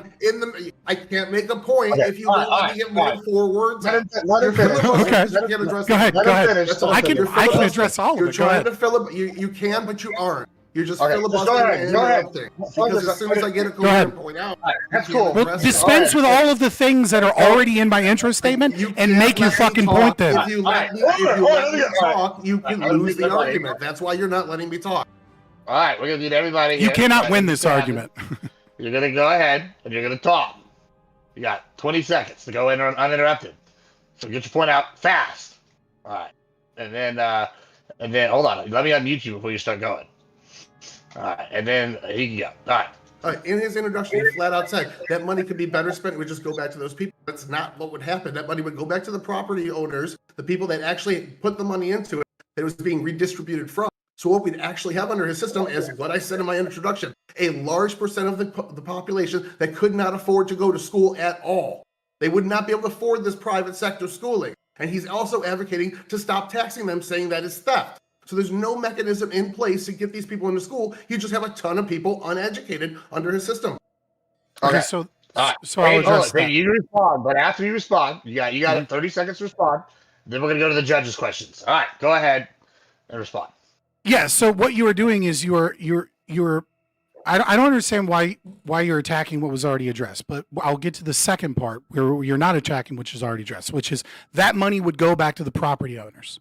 Okay, so what you're saying is $981 billion would go back into the U.S. economy. What you're saying is that the rising costs of houses that are in part created by property taxes that are funding these schools and wasting massive amounts of money on these schools would go back into the economy. What you're saying is that corporate wages would no longer be subsidized by the fact that people are getting a quote unquote free education, but now they actually have to choose between should I keep my kids at home or should I go get a job? And therefore corporations that have more money and property houses and homes are cheaper would have to pay higher wages in order to get, let's say, stay-at-home moms to leave their kids and go to school, right? So the idea that people would not be able to afford this is ahistorical and is also just not true. They absolutely would, because they wouldn't have $1 trillion stolen from the economy, making wages low and making home prices high. That's the point you keep making, is the wages are coming out of the rich people that had succeeded, not the poor people that can't afford to send their kids to private schools. People pay rent. Stop people pay rent. These people, because these people what do you think property taxes do to the price of rent? What the fuck do you think property taxes do to your rent? They make your rent go up. Let's go to the judges for the next few minutes here, and they're going to ask you all some individual questions. Let them answer the question from the judge, And then if the judge has a question for you, you can answer that question when they ask you. Let's not interrupt them unless it's like an open-ended one and you want them both to respond. All right, let's start with, let's go with Grid. You look like you're ready and excited.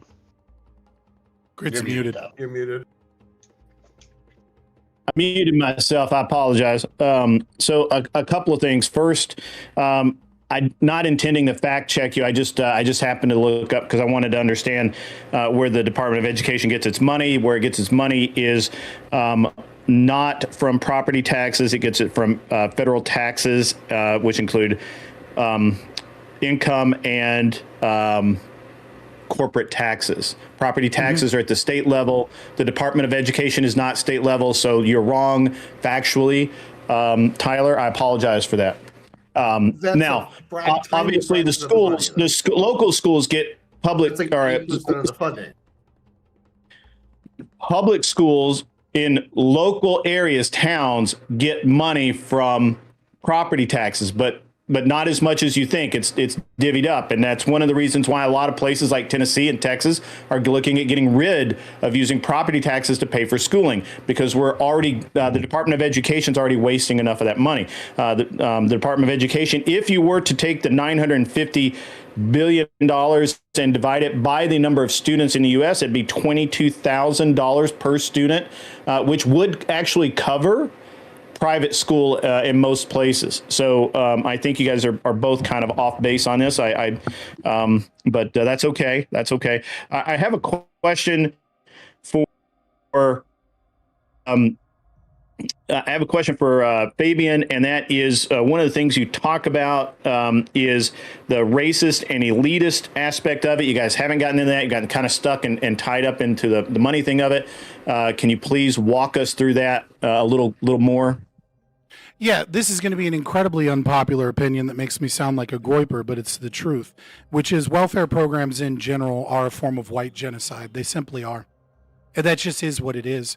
When you have a predominantly white middle class in America and you have systems that are designed to increase the breeding and increase the wealth distribution of the lower class that is predominantly of a different race, that it is without a doubt part of that premise. And you see it from so many socialists. You see it, like, for example, Zoran Mamdani's recent appointee to help with HUD, specifically talking about how how the system of rent and the system of land ownership is a system of white supremacy, and that yes, this might affect some black folks, but as we transition property over towards a communal system of property, it will predominantly affect white people, and that is good.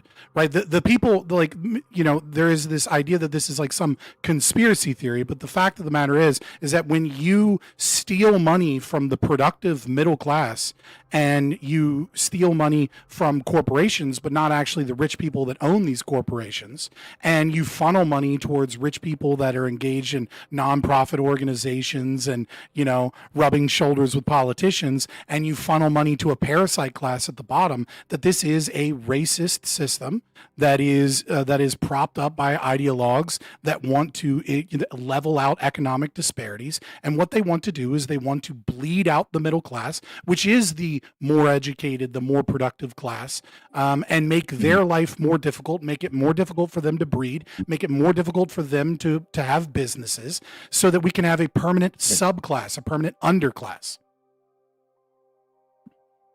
Okay. All right. Tyler, question for you. Tyler, question for you. So in your statement, you were talking about how the middle class would be eliminated by because they would have to pay for school. But it seems like all the data suggest, and I just want to make sure that I understand your argument here. All the data suggests that more middle class parents are putting their kids in private school already. It would not affect the abolishment of the Department of Education would not affect rich people. Their kids already go to private schools. So I'm trying to understand your argument from that point of view. Could you walk me through that? No, could you read that quote again? Because I don't think I said anything like that. Getting rid of public schools. Well, you said that for-class for-profit schools would eliminate the middle class because they wouldn't be able to afford it, and rich people, and only the rich people would be able to afford it, which they already put their kids. I think you had a misunderstanding with my argument. Okay. What I said was, walk me through it. What I said was here that when you have only a for-profit school system, you'd have a couple schools that could probably develop something better than what we have today. They'd be able to pay their teachers. They'd be able to get the most lucrative students. It'd form an elite circle, and they would siphon all the best resources of education up to that. The middle class would be left with the leftovers, the mediocre, which our system now, it isn't perfect. You still see some of that existing, but it's deviated up a lot more. You have a lot of people in public education that are also highly skilled teachers. The talent spread out a bit more. What I said, it was to destroy the lower class, the poor people, the rural people. Rural people just wouldn't flat out have school, and a lot of poor people in cities wouldn't be able to afford them. Okay. Is there anything in either of your argument? I was going to ask a question. Is there anything? I didn't hear anything in either of your arguments about homeschooling or communal schools. I mean, I alluded to it by saying it's absolutely fine under that. I mean, I alluded to it by saying what parent wouldn't choose to stop working a 9-to-5 job to take a $112,000 a year salary, right? I mean, and that's money taken out of the economy, right? So if that money is taken out of the economy, then if we put that money back into the economy, then logically speaking, as more predominantly women, but maybe some men, right? Just depends on the household, but it is obviously predominantly going to be women. If companies are forced to make this choice, they're going to have to pay people more, and they're going to have more people to pay them, right? Like the taxes affect the economy as a whole. When we're talking about $1 trillion a year taken out of the economy as a whole, the natural conclusion of that would be that some parents, right, would choose high-paying jobs and would send their children to private schools. Some parents would choose to have one higher paying job from their husband or their wife while one of them stay home and homeschool. And some parents would do systems like Montessori schools or systems like the Mormons do very competently, which is where they'll work 5 days a week and then 1 day a week they'll teach children, and you'll have like 5 or 6 parents that communally like, oh, I don't work on Tuesdays because I have the kids on Tuesdays, and I have like 6 or 7 kids, and you have like 6 or 7 people that have different areas of expertise and different levels of education, etc., teaching children different things, some of which might be practical, some of which might be on a computer with, Khan Academy or something, and some of which might be, someone that is college educated that has like specific knowledge in a specific area, a well-rounded education where they could work a job and they'd only have to sacrifice 1 day a week towards homeschooling, and they'd be far better off financially. Randy up the street could teach your kids sex ed. Well, that's exactly the problem. And it's great. Hold on, I want to hit on that. Can I hit on that just very quickly? That's exactly the problem with the high time preference system of the welfare state and public education, is that we don't know our neighbors, that we don't have community, that we don't work together because the government takes care of all of that, and you don't know who Randy up the street is, as opposed to having a community together with a church or with a community center where you actually do know your neighbors. We lived in a time not that long ago where women had, yellow ribbon ceremonies, where women had book clubs, where women knew each other, and it was a healthier and happier society. All right, so go ahead and respond quickly, and then we're going to go to another judge. Here, go ahead. So again, we keep going to this aggregate statistic about how much is pulled out of the economy in total, and using that aggregate, it mostly comes from the top 20% of income earners. We then say, look at all this money that's being pulled out of the normal person's pocket. I just went and looked what the normal middle class person pays in taxes, and it's not enough for their wife to quit their job, stay at home, and be a 9-to-5 teacher. But that's not true, is it? The gap is not. It is. That's not I'm looking true. right at it. Right, but you're It's looking like at cherry pick data. increase in their income. You're looking. Hold on. Let me do this with just one thing. Nobody pays 50% in income. No, let me. Admiral Gibbs, please. Let me just say this one thing. The problem with you cherry picking data that way is that you are looking at taxes paid and you are not looking at an economy. If a wealthy person pays more in property taxes and they are a landlord, guess what? You're not necessarily paying that money when you pay your rent, because that's not taxes straight to the government, but you're paying higher rent because that landlord has higher property taxes. So it might disproportionately come from the wealthy, but in a healthy economy, goods and services are exchanged and they balance out to an extreme degree. And Okay, so we're what talking you're about arguing families is like kids. right, but They're what we're paying talking about, mortgage rates. but if we stopped paying higher property taxes, then everyone would have lower rent. And the people that do own homes would spend less money You're on right, property taxes. and no education. As you All like, right, you all right. haven't been said it, but you can see that. No, they'd have cheaper, superior education.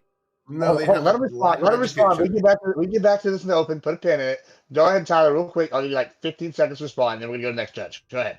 Yeah, no, at the end of the day, you would. If we spent less on government things, absolutely more people would have money in their pocket. It wouldn't go back into the pockets of the people that might save $50 on their rent or 10% of their income on their taxes. These people would still not be able to afford the things. They'd still be poor. These taxes are redistribution mechanisms. So to say, like, look at all this money being taken out of the economy in aggregate and then going to the everyday man. Who are these rich people going to sell to if they don't? If these rich people have more money, who are they going to sell to? If they have more money, who are they going to sell to? Price goes down. That's how an economy works, man. If the rich people have a bunch more money and people don't have money to buy shit because they have to put their kids in private school, then price goes down. I addressed that already. Should I repeat myself? We're going to the next judge, right? God damn, we got timers for a reason. I got time limits. This is what we're doing. All right, so sorry. Okay, My fault. It's all my fault. I'm gonna go to. I blame you. I'm gonna go to because you're unserious. Silly goose grid. Here we go. All right, let's go to Mr. Malai to get us back to some serious. You ask All right, questions, gents. and I'll mute them. I don't trust them. Am I live? Am I still muted? Yeah, Okay. Also, no, you're good. I felt like there was a little confusion in the last round of questioning, just to make sure that we're on the same page. This is a debate about whether or not the public school system in its entirety should be abolished, the state and federal level, right? Correct? Mm-hmm. Both you guys agree? Okay. So this is not just abolish the DOE. This is abolish all public education, including state initiatives. Got it. Okay. So, Scott, I heard you say that one of the issues with property taxes is that it increases the price of housing. And I guess the concern I had is you phrased it in the way that it was keeping people out of the housing market.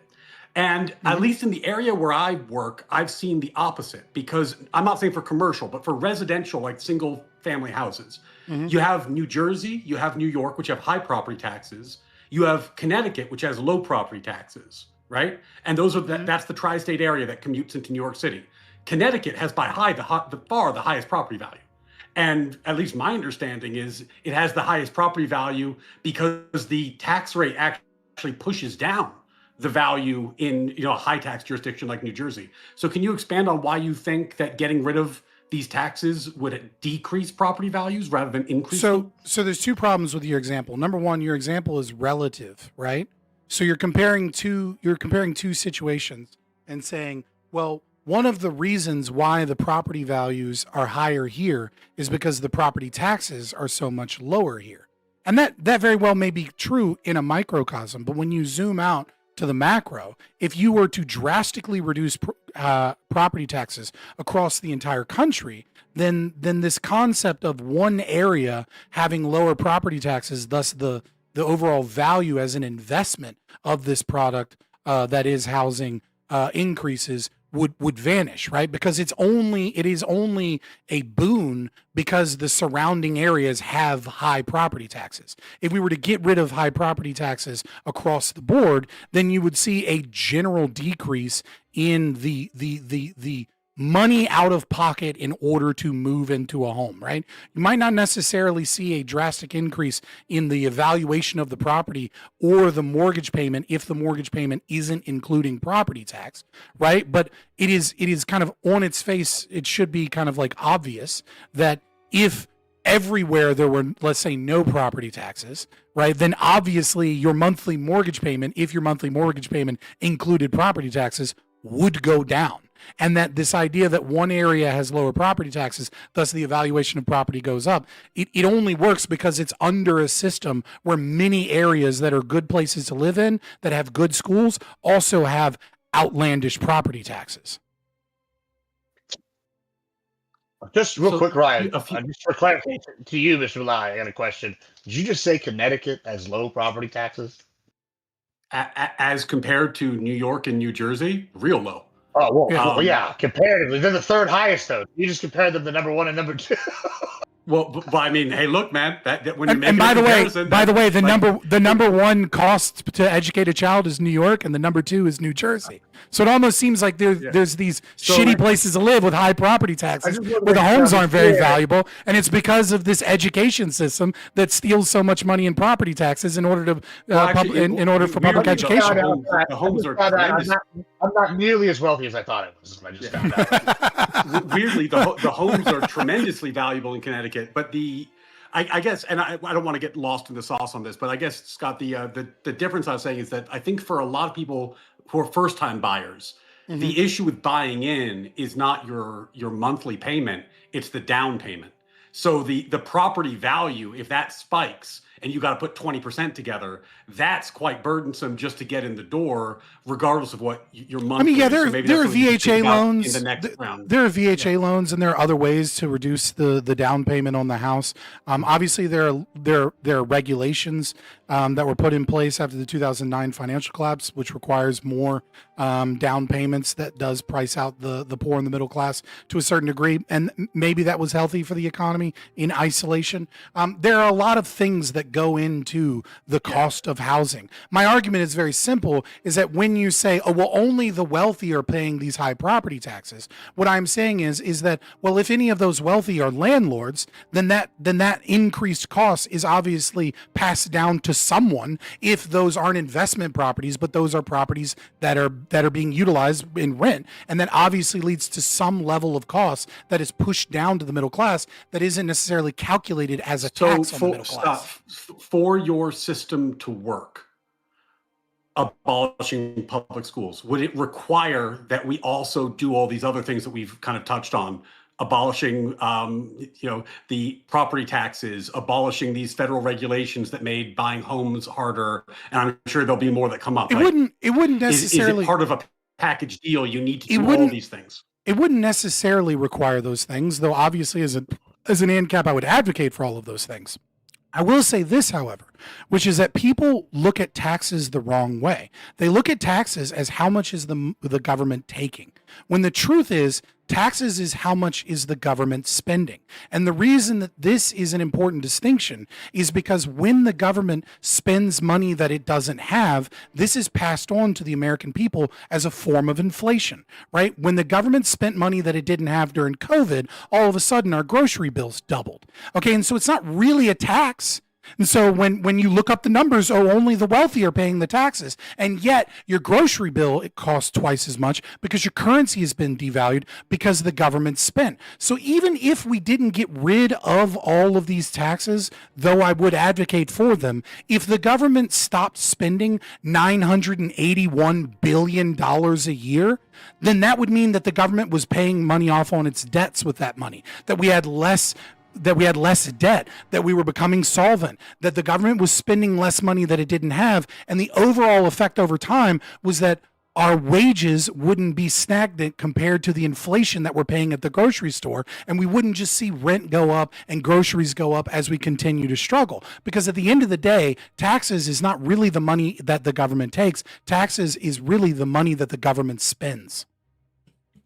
Okay, and I want to make sure I don't run out of time, so I have a question for Tyler. I see Gibbs's face.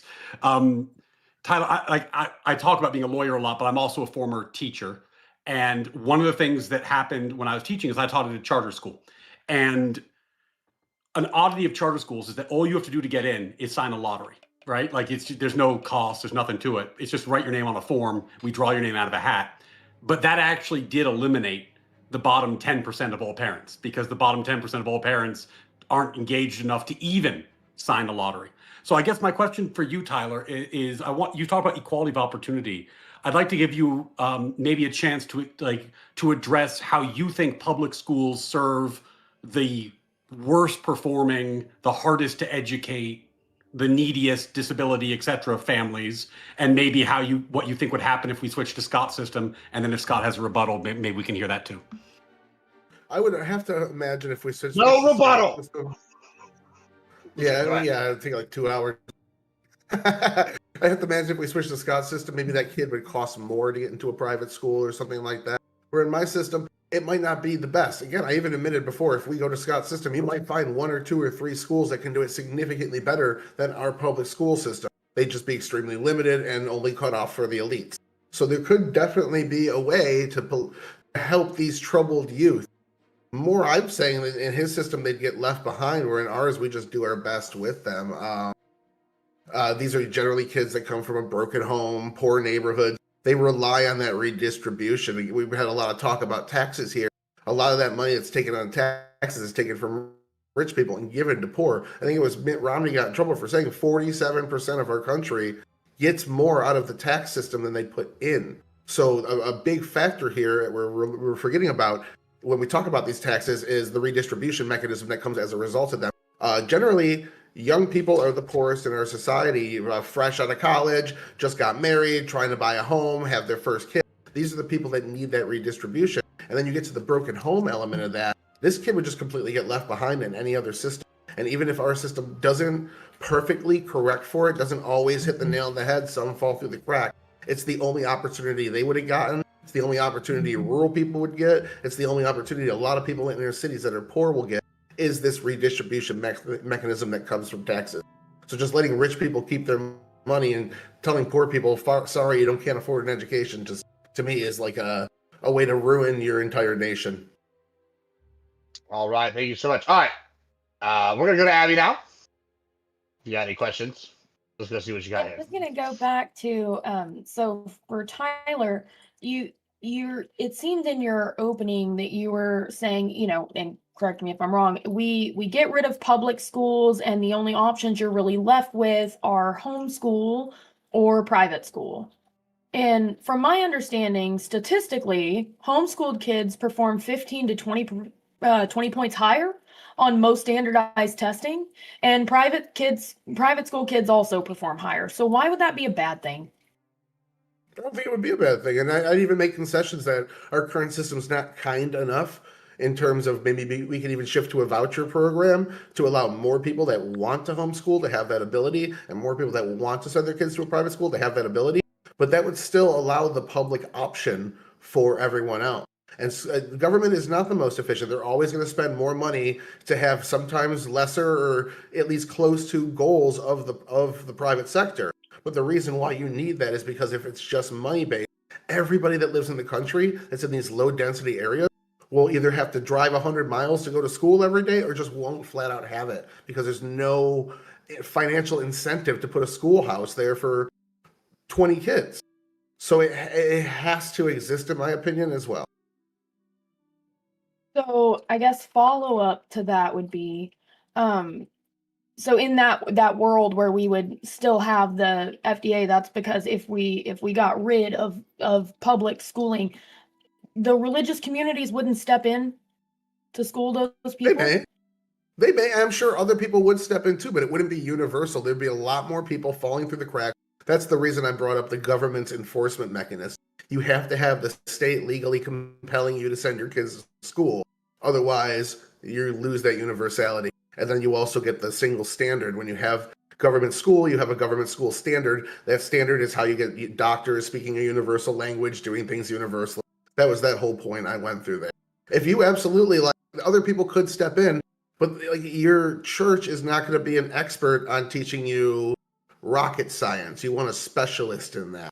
So having these small community-based things are nice, especially like for toddlers. Are the illiterate and young kids graduating from high school learning rocket science in public schools? What the fuck are you talking That was gonna be what I was gonna say. I don't think every child on average needs to learn rocket science, right? Absolutely. And that's a very select few amount of children that would typically come from very wealthy households for private schooling, right?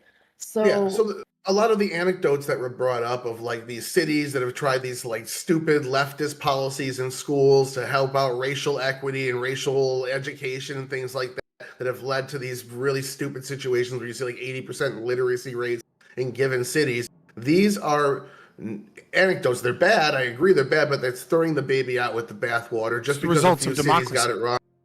Okay, it's the result of public education.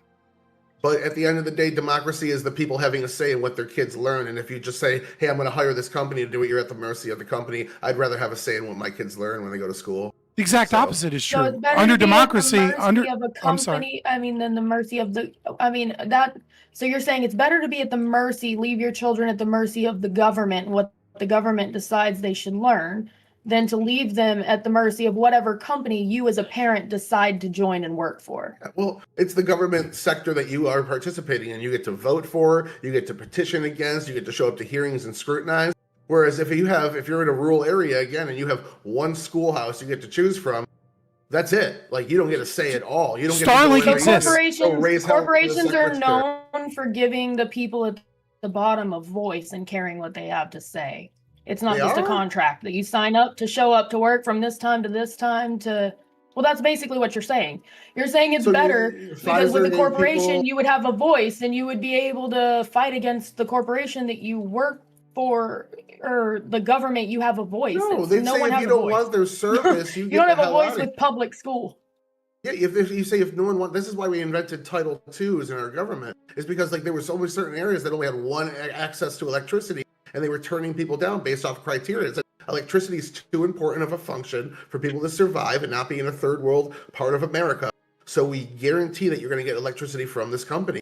And it's because people were being turned down. The reason these regulations exist is because people. And what were are being energy universal. prices like now, dude? What is that doing for us? Is that helping people? That like in the state of Tennessee, it's illegal to generally, fucking look at the have a state of the different energy economy. company? That the government grants a monopoly to the Tennessee Valley Authority, and they just get to charge whatever they want until people get angry enough and decide to Brought up go an to example community doesn't mean it's a meetings. pivot. I'm not pivoting. I'm saying that monopoly and that's what state people there control want. I live in Texas. is I anathema live to in Texas and competition. Georgia, where we Real have multiple choice companies. exists in the market. Before y'all I fight, think what I was y'all- trying to fight time. Let say- me ask. Yeah, go ahead. If you have any more questions, go ahead. You got one more, I guess. I think that was what I was trying to say is you can quit a company and go to another company if you don't like the education they're providing your child, right? You can't quit the government. So Yeah. I don't You see can how petition that the government, though. equates. You can change the government. You can vote people in. You vote in the school board. You vote in the people that decide what the kids learn. Bro, at have you school been and to the a rules of Walmart? that school. How's that Have you going? been to a Walmart? Very well. Have you met the average voter? Okay. Okay. I understand you don't think she's doing a good job because I had the conversation with the judge. Let me just ask. I want to clarify a question myself real quick before I give it back to Abby. So I know what Fabian's proposing. He wants the Department of Education gone. He wants all public schools. He's offered like an alternative system. I guess where the confusion is, because it seems like you're kind of like not being real clear here, Tyler. I guess maybe expound on this. I think earlier you said that you would be able to have, and I guess I'm going to quote Obama, you're going to be able to keep your insurance, right? Like it's the same thing here. You'd be able to keep your public doctor. school. Yeah, and then Keep your keep your doctor. doctor. You get to keep your public school, or you can choose the thing. So it's like that's the system you're proposing, right? You're saying maybe some stuff needs to be cleaned up, but Proposing the status quo. Yeah, that's what. So Remember, currently, all I you was can go saying to. was, yeah, in her response to her question, why wouldn't you want more people to be But I in guess school? I said I'd be to open clarify- to that, but it wouldn't invalidate the problem. To clarify That's just a little all. further, though, you're not saying it's like you would be shutting down the the private school in Three Rivers, Texas. You're just saying there probably wouldn't be one, is what you're saying. Is that correct? Private schools and homeschooling only make up about 10% of education. I could see that getting up to 50% and being completely happy with it. No objections at all. Raise that shit up as much as you want. If there's anything in government holding them back from doing that, then change it. Voucher program for everybody. Absolutely have whatever kind of school you want, but don't get rid of public school. Yeah. Are we back to open or no? Yeah. Anything else, Abby? Yeah. Let's go to. We'll just go to I open. think I understand. Yeah, we're done. Yeah, we'll go to open. Then. Yeah. I want to talk about this public school voucher system, right? I'm not necessarily directly opposed to it as a step towards the right direction, right? If public schools and teacher unions and places full of woke ideology and neoliberal factory propaganda and all this other bullshit can be replaced by parents, the problem is that the current system, as you see it, is you can't have a public voucher system with public schools for homeschoolers. And the reason you can't have that is because you have large leftist organizations that they call teachers unions that will fight that tooth and nail and will use their power to try and stop that. And or they will make the claim that because government money is involved, as you said, the people get a say, the people get a voice. Democracy must be listened to. And with that money comes more government restrictions on what you can teach and what you can tell your kids, and the right opinions and the right ideas and the right philosophy. You must worship the state like you do. You must believe that democracy is good and it solves everything like you do. You must believe that, COVID was just a great, wonderful thing and we had to lock down, or that might be bad to teach your children. Like, you are going to see what you are advocating for is either to fight and destroy the teachers unions, which, I mean, surprising given your current standpoint, but maybe I'll fight with you on that one. Or you are advocating for more and more control of how parents can educate their children from the state, so that the state can dictate what are the right opinions that the American people are allowed to have in this so-called democracy. And it's a fun argument. I just don't think it has relevance to the prompt. I could take your side and say Randy Weingarten's a piece of shit, abolish the public school union, clean that shit all up, but then public school would still be in place. Or I could take the other side and say I'm staying with the status quo. Randy Weingarten's a great person. I love the teachers unions. Go Joe Biden, and public school's still in place. So I don't think it invalidates the prompt either way. Well, no, it's not necessarily a prompt. You've brought it up several times though, which is why I'm addressing it. Which is like kind of I don't want to say a cop out, right? But what you have said is when pinned. Unfortunately, it seems the judge is, a little bit grilling you there in the latter half, Ryan and Abby, and that's fine. I got grilled a little too. But it seems like you go back to this position of, maybe we could have the system that I described in my opening statement, right, as a thought experiment, which is where, because you also made the argument that private schooling will get more expensive if we get rid of public schooling, right? There's this weird, I don't know why you have that opinion. Maybe you can expound upon that. But nevertheless, this voucher system you've brought up several times. And what I am saying is the current system is controlled in part not by real democracy of informed voters. That doesn't exist in America. You have a bunch of sheep that just listen to whatever they think the prevailing narrative is, and you have a very small minority of voices that even go to a school board hearing. I mean, we're talking less than 1% of the population has ever been to a school board meeting.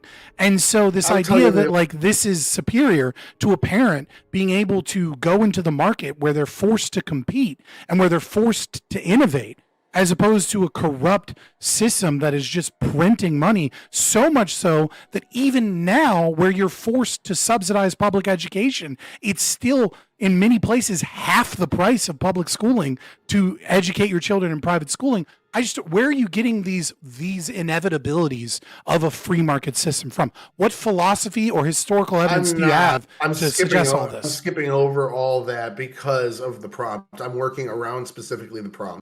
I was highlighting it for a specific reason for the prompt, and I was using it as a context for her for the prompt. Right, but you are making a claim. The claim is that a private system will be of competition, will have less choice than democracy, and that private system will become more expensive than it currently is.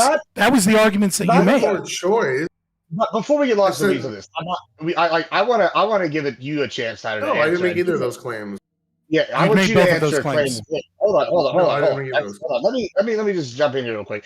I want Tyler to answer a claim of yours, Fabian. Fabian went in pretty heavy into the race aspect of this. What are your thoughts on what he that claim? I'm surprised y'all didn't start with that one, to be totally honest. Do you think that the public education system is a tool of white genocide, Tyler? Oh, no, I think that is wild. That giving people that aren't white an education is somehow genociding white people when... That's not my claim. That's essentially what you said. Not my claim. It was your claim. Gibbs is so you're a fucking liar on top of the fact that you can't debate your own arguments? Did you hear that? That's what I... Did I say... You pull back the tape. Find the tape where I said giving an education to people who aren't white is a form of white genocide.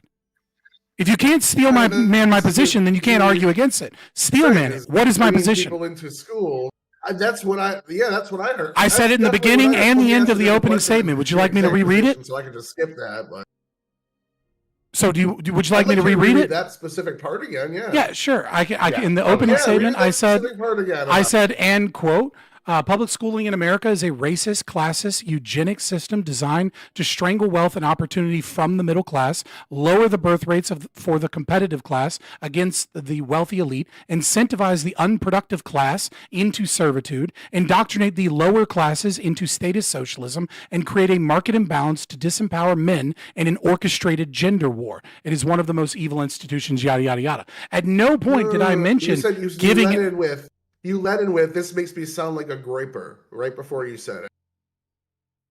No, I let in. I did not do that during in the opening statement, but I did when I responded when I responded to him to that was my grid. He was responding to me because I asked him specifically what was. So can you steel man the position now that I've given it to you word for word and actually argue against it? I'm talking about the one you made with grid. That's the position that I was critiquing.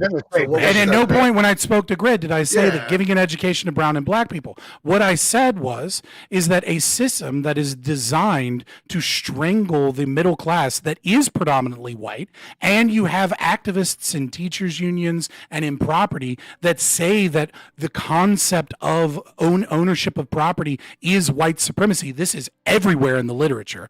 I don't think anyone denies this, that amongst all of leftist academia, that they claim that land ownership and property rights are a system of white supremacy. It's one of the cornerstones of critical race theory, and it is one of the cornerstones of, let's say, social emotional learning that is in public schools, and Psychus, which is the largest social emotional learning institution that directly brought on critical race theorists to say that critical race theory is in schools and it's a good thing and we need more of it.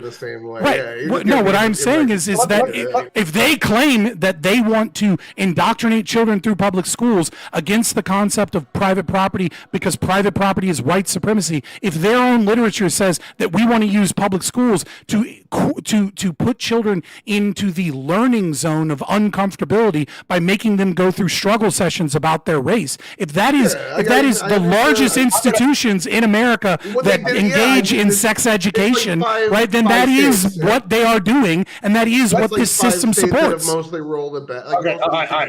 is not 5 states. It's in 47 states, and it's in 1/3 of all elementary students in America. Give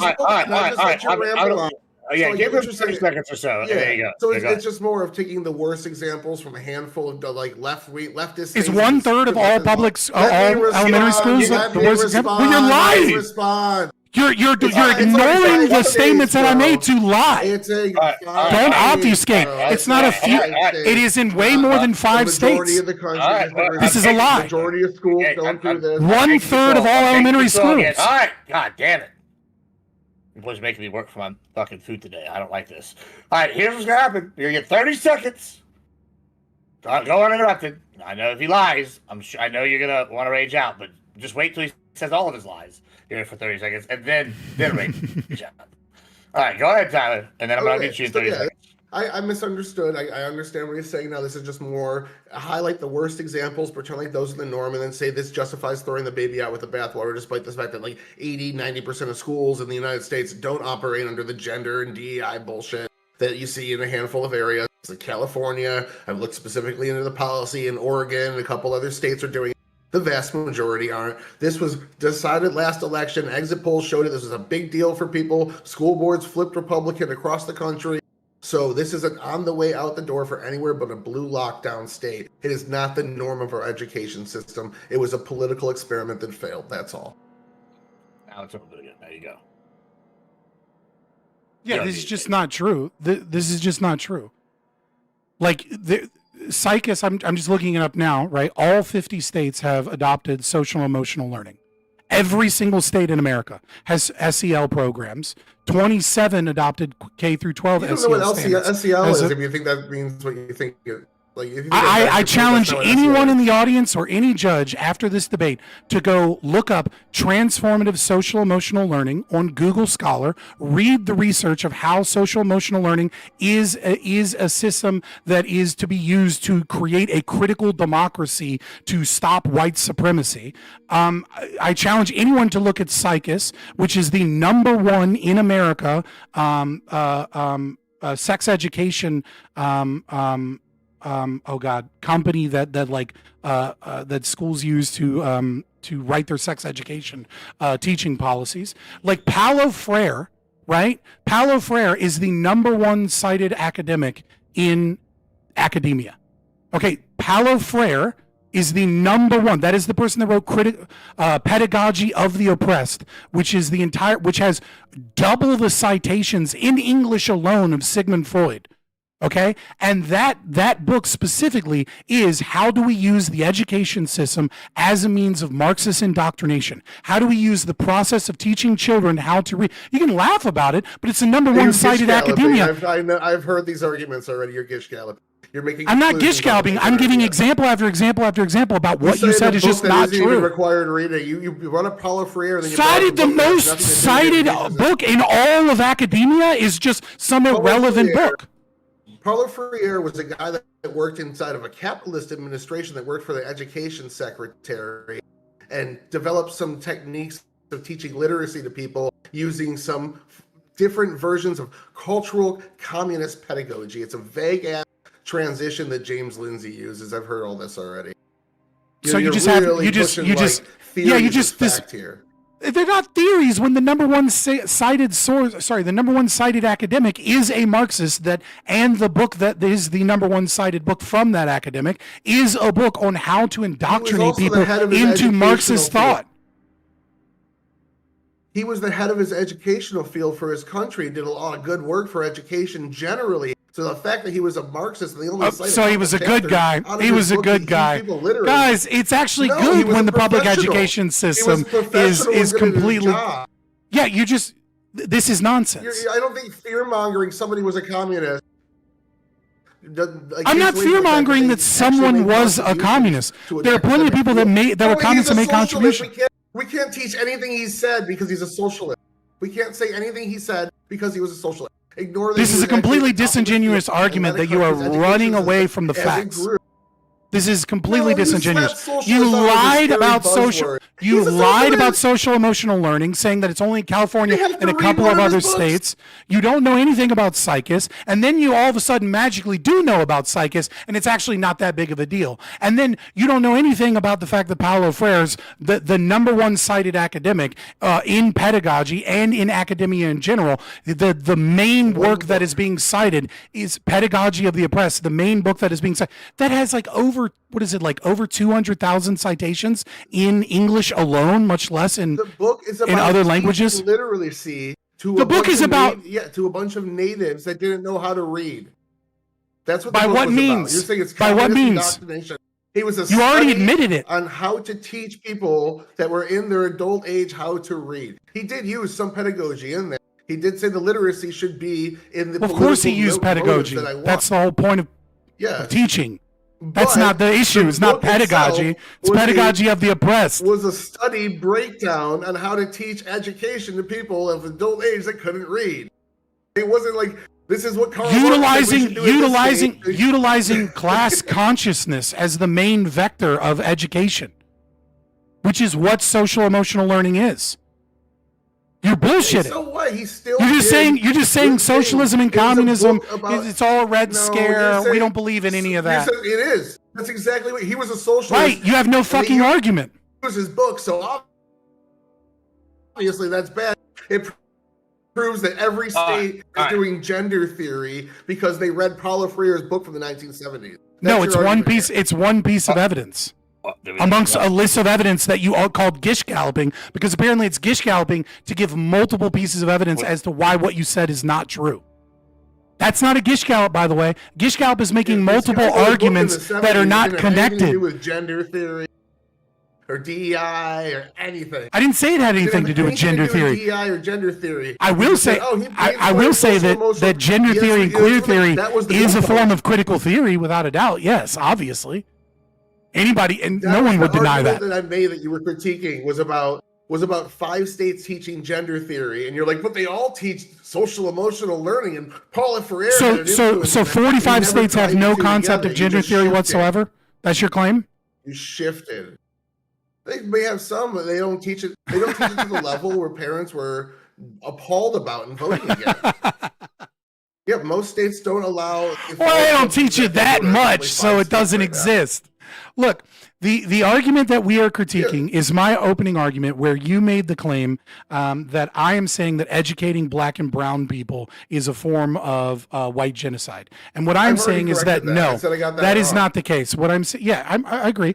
And what I'm saying is no, that is not the case. What I'm saying is when you have people in positions of power, though limited they may be, when you have an academic system and teachers unions, etc., that all tacitly and or openly support leftist ideology that claims that the public school system ought be a vector and petitions the Biden administration for more funding for social emotional learning and things of that nature, that the system is inherently weakened to corruption because it is a monopoly run by the state, as opposed to a free market of private schools where parents can go, wow, I really don't like what's in this school system. I'm going to pull my kids out of this school system and go to another school system. But instead, what you argue is that this small number of people get real loud at the local school board meeting, of which the FBI was used to put parents at school board meetings on a special list to track them because they were disrupting the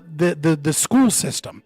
Like that happened, right? That the FBI used the laws that we use to target domestic terrorists to target parents that said anything about what was going on in their school system because they wanted to push forward. And it was only after they put them on specific lists to track all of their communications. Fear-mongering. What do they do with them? What do they do?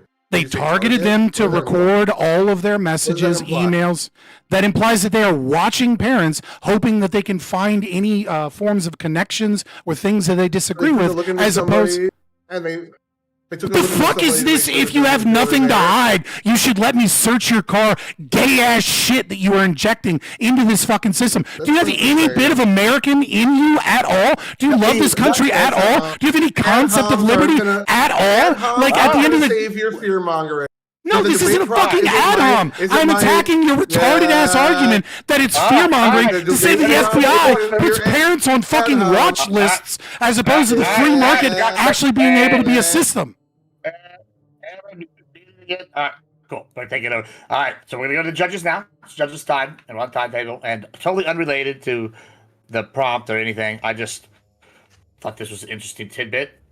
Since we're talking about contributions by terrible people, Hans Scharf and von Braun both were Nazis, and they're the master of interrogation of the FBI. That's the guy. He created the modern interrogation system.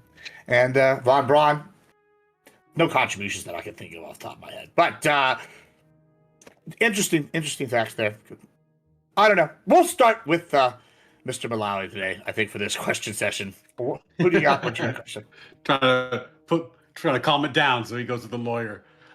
Scott, you talked about social emotional learning being in every state, but then when you started talking about why you had an issue with it, you talked about specifically transformative social emotional learning. Mm-hmm. And because I was a former teacher, there is a difference. Social emotional learning is typically the broader category of attempting to provide children with skills to deal with challenging emotional situations, deal with their peers, etc. And then transformative social emotional learning is that with an aim of social justice, right? So they are also, they do seem meaningfully different in some way. So because you talked about it being in all 50 states, do you know whether transformative social emotional learning is in all 50 states, or is it that just social emotional learning is in all 50 states?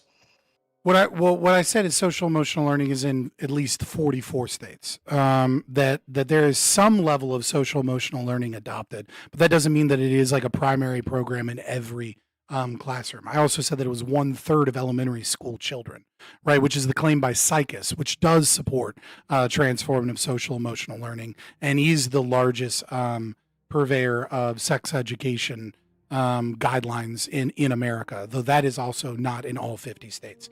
What I would say is that you are correct that transformative, it is of my opinion, and I think it is fairly obvious if you dig into it, that CASEL and social emotional learning are a vector for transformative social emotional learning. Social emotional learning is something that would have been a good idea for school guidance counselors. It is, in effect, a form of counseling. It is a form of therapy. And there's absolutely zero reason for teachers to be utilizing it. And there's absolutely zero reason for these untrained professionals to take a fucking online class to try and do this. It was originally created to deal with conduct disorder and oppositional defiant disorder. I'm the judge, so you gotta let me talk. When I can cut you off, you can't cut me off. It's just the nature of the power dynamic. Yeah, I was just finishing my sentence. I understand. The pushback is there. Like, for example, when I was teaching, I used to do a unit on if you get in a fight with your friend, how do you solve the fight? That was classified as social emotional learning. Right, because it wasn't an academic skill; it was a social skill. So, like, do you have a problem with stuff like that? Look, I think when you say, do you have a problem with this specific case that may or may not be defined as social emotional learning? Like, if we individuate it to that degree, then like, yeah, no, I don't have a problem with you as a teacher teaching that. But what I'm saying is when some of the seminars have been leaked of social emotional learning, where they teach teachers to be leaders, to get credentials so that they can get promotions in schools, what do you find? What you find isn't teach kids not to fight and like be present in their emotions. What you teach is, they bastardize Vygotsky's zone of proximal development, which is, a concept of scaffolding, right? Like where you go to the limit of what it is that a child knows and you engage with them at that limit so that they can learn and grow, as opposed to teaching them something too easy or teaching them something too hard. And instead they turn that into the zone of optimal learning, which is where they tell teachers to make their children uncomfortable about race, class issues, community issues, violent issues, so that those children can sit in that uncomfortableness. And right, so it's like there's a wide spectrum of what is transformative SEL being a problem. I right, but that is those are regular SEL CASEL seminars where they're teaching teachers, right? So there is a spectrum. And part of the challenge is how do you tell the difference between the two is actually kind of like a large question. But because I know that I am also going to be time limited and other judges have questions, I want to make sure I grilled Tyler as well and not just you this time around. So Tyler, one of the things I asked Scott last time was that it seemed like he had to abolish quite a lot of our current systems to make his plan work. But you've been very open that you have a lot of criticisms of the current school system, but you haven't really said why you think you have an optimistic view of it going forward. Like, if there are so many problems with it, why is maintaining the status quo better than doing some kind of radical alternative? Well, there are a lot of problems with it, but these problems need to be classified properly. When you see some stupid leftists in a handful of states do something stupid, this doesn't necessarily invalidate the entire system itself. It invalidates their stupid policy, their stupid actions, their stupid politics, and their stupid voters. So also, I was very open as to how much, with her question about voucher programs, I was very open to flexibility on that. My argument here is solely based around the prompt specifically, why we need to abolish public school, why it needs to be gone or exist. And I'm saying, even if we change the system, even if we make it different than what we have today, even if we expand it, even if we reduce it, I still have the win in the eyes of the prompt. I am just formulating it specifically around that for the sake of the debate.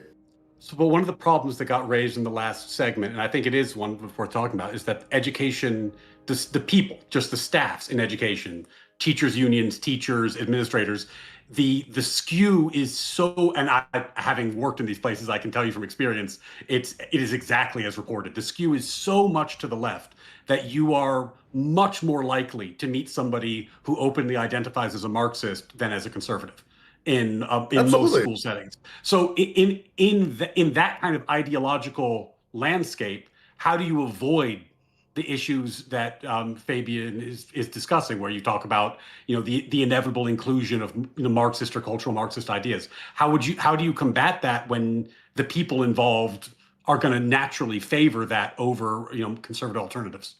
Absolutely. Well, you combat that by giving conservative alternatives and just waiting. You have to be patient. You do your right to work states where you don't need to be a teacher to be part of a teaching, or you don't have to be part of a teaching union to teach. You give alternatives to this, and then you wait. And then you wait for the nepotism to set in. Just like any giant company, eventually, once they've made it to the top, they're going to start spending on their interests more than just continuing to grow and grow and grow the business. We made it to the top of the mountain. Let's do some things now with this. And just like that, the teachers' unions are going to be the same. They're pushing unpopular agendas. They're pushing, we won't go back to school until we're fully vaccinated and the kids are fully vaccinated, and we still want 2 remote days even after COVID's gone, and things of that nature. That pissed parents off. We saw sweeping reforms in terms of local governments and their state and who was actually running their education board. On top of that, we saw people fleeing states. So that movement with your feet to flee those states, go to these other places, and even the sway in education. I saw, it was only anecdotal, it wasn't a lot, and it didn't fully sway over. But I saw several polls that show the Republicans were, for the first time in like 40 years, leading the Democrats in terms of national education, who you want to control education. It reversed, it's back to where it was. But I at least saw at one point during the trans madness that it broke through a little bit. So at the end of the day, we have the mechanism in place to correct for these things. We're just looking at it in too small of a scale of time, I feel like. Why should conservatives have to flee their entire state instead of just going to a different company in their area? Like, you recognize competition is healthy. You recognize that it's superior when you're given choice. Yet you don't want to give the freedom of parents to actually have that choice. You want to force them to move to an entire new state? I would, if we expanded like Abby's question asked. So I would then. Yeah, we're gonna go to the next judge because we're getting close to time here. So let's go to, speaking of Abby, let's go to Abby.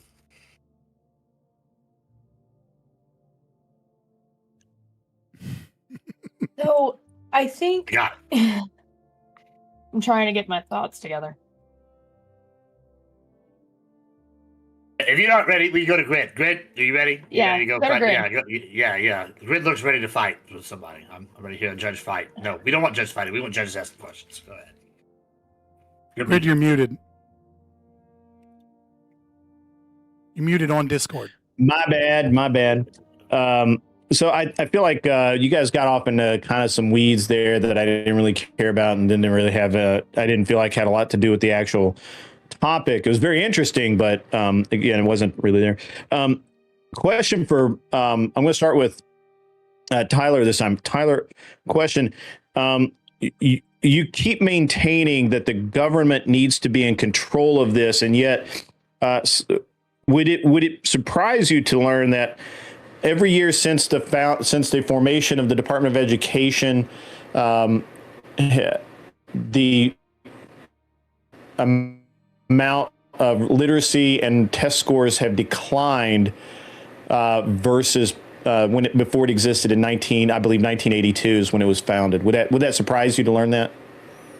No, I'm going to pull an Andrew Wilson tactic here and say, just for the premise of your questions so far and statements in the past, that's 7 to 8% of education funding that goes to federal, and any questions regarding the Department of Education, we could completely abolish it, and my prompt would still be the same. So hold on. Did you say 7 or 8% went to Department of Education? Because Department of Education is the $950 billion budget. No, they get that's just the Department of Education. No, the 981 that I mentioned is the combination of both state and federal. Yeah, it's about 7%. But isn't hold on. The Department of Education's budget is $950 billion. Is that not correct? The Department of Education doesn't have a budget that big. I'd have to look it up again. I think it's something like 50. But even still, doesn't even have that. But still, hold on. I think it's more than we spend more on education than the military. Yeah, hold on. Hold on. Federally, I mean, well, and I was trying not to get into the federal versus whatever, but guys, the last 10 years, the Department of Education spent $10 billion that they can't even account for. They know they spent it, but they don't know where it was spent. So guys, 10 out of 50 would be insane, but 10 out of 900, billion, I could actually, that's like 10%. So it's like the whole Department of Education. It's 79 billion. That's what the Department of Education. There you go. This year. 79 billion. Okay. So you're just saying that you'd be fine with, but would it? But you're running away. Fact is that, hold on. I guess my problem is it's not necessarily the money; it's the fact that they're the ones imparting the policies that you're talking about, and they've done a poorer job of it than it was just when it was just run by the states. Yeah, it's shit. Not every idea is a good idea, and I'm just saying that not every idea is a good idea. This is such a small part of this. Like, I don't think really fits. I don't think it's a small part. But Grid, 7% funding. So I got a question. Get rid of it because most of my arguments are central around state arguments, anyways. So I guess just to clarify, and I'm turning it back to Grid. I just want to clarify here. Grid, are you to you, Grid specifically? Are you asking? I guess I'm just confused what you're asking here because I guess the prompt is public schools existing, right? Right. Yeah. So are you saying? Grid, are you implying? Yeah, I guess. No, I'm not implying anything. I'm making the observation. Okay. Just curious. Yeah, I'm making the observation that the federal that Tyler said multiple times that he wants the government to set the standards. Currently, the standards are not set at the state level. They're set at the federal level by the Department of Education. If that's the case, then he can say, well, okay, abolish I get what you're saying. Okay, I understand. My bad. And the fact is that every year the Department of Education has existed, education in this country has gotten worse. I'd say that maybe is correlation. So the government doesn't seem to be doing a good job, can you help me out with that? Well, those are two different metrics to judge on. The standards are made in a different way, a different mechanism. They bring in people from the private industry. They sit down and discuss what is a universal standard that we need somebody to achieve before we can call them a certified doctor, certified X, Y, and Z. And that's why they generally get these credential lists from. So that is made differently than the Department of Education. I'm not going to debate you on this. I think that I'm not going to debate you on this. I think you're conflating a couple of things. First of all, who decides a doctor is the Department of Medicine, right? Like the ADA or whatever the fuck it is. AMA. Thank you. I'm sorry. Those were the standards I was referring to. You just said who's a doctor and the standards. I'm sorry, but am I confused? That's what the Department of Education uses to deem if a college is actually teaching people certified degrees to become a doctor. No, they don't. It's defined by one. No, they're not. By another. That's incorrect. In high school, you don't have. Nobody's learning. Nobody's taking medical courses in high school. It's fictitious. I didn't say that. I said that's how you get a credential. He's moving into universities and away from public schools. Mister, I always stick to the prompt. Except when it's not. Yeah. You're talking about licensing in universities, which should all be private. There should be no state, any of those. But that has what you're saying is that what you're talking about is irrelevant because we're talking about public schools, which are high school, middle school, elementary school. Public schools also, I've been using arguments for community colleges and public universities as well. I didn't hear a single university argument, but okay, maybe I missed it. I brought up multiple. He's made some. Yeah, I brought up multiple about made some. Maybe I missed it because you guys are going back and forth. All right, so at any rate, it still doesn't really respond to the fact that the education's gotten worse in this country. To you, Fabian, it seems like that you are very flexible on homeschool versus any other type of, non-state run schools. Where would the standards come from in this? Where the community standards would, as Tyler's suggesting, state level standard. So I think there was a really interesting argument that Tyler made in his opening statement that actually benefited me more than him, right? Because in his horror scenario, he was like, imagine a world where, where universities were teaching just for a specific job so that you could be educated in that job, and it was in part funded or supported by a company as opposed to getting a general standard education. And I was listening to that and I was like, dude, that is that sounds like an amazing idea, because we're currently $1.85 trillion in student loan debt. So obviously the concept of like getting this general education is really not, yeah, people are making a little more money, but when we're almost $2 trillion in student loan debt, that sounds like a really bad idea. So I would say that this concept of like who would make the standards if not imposed by the state We have would that be already, though.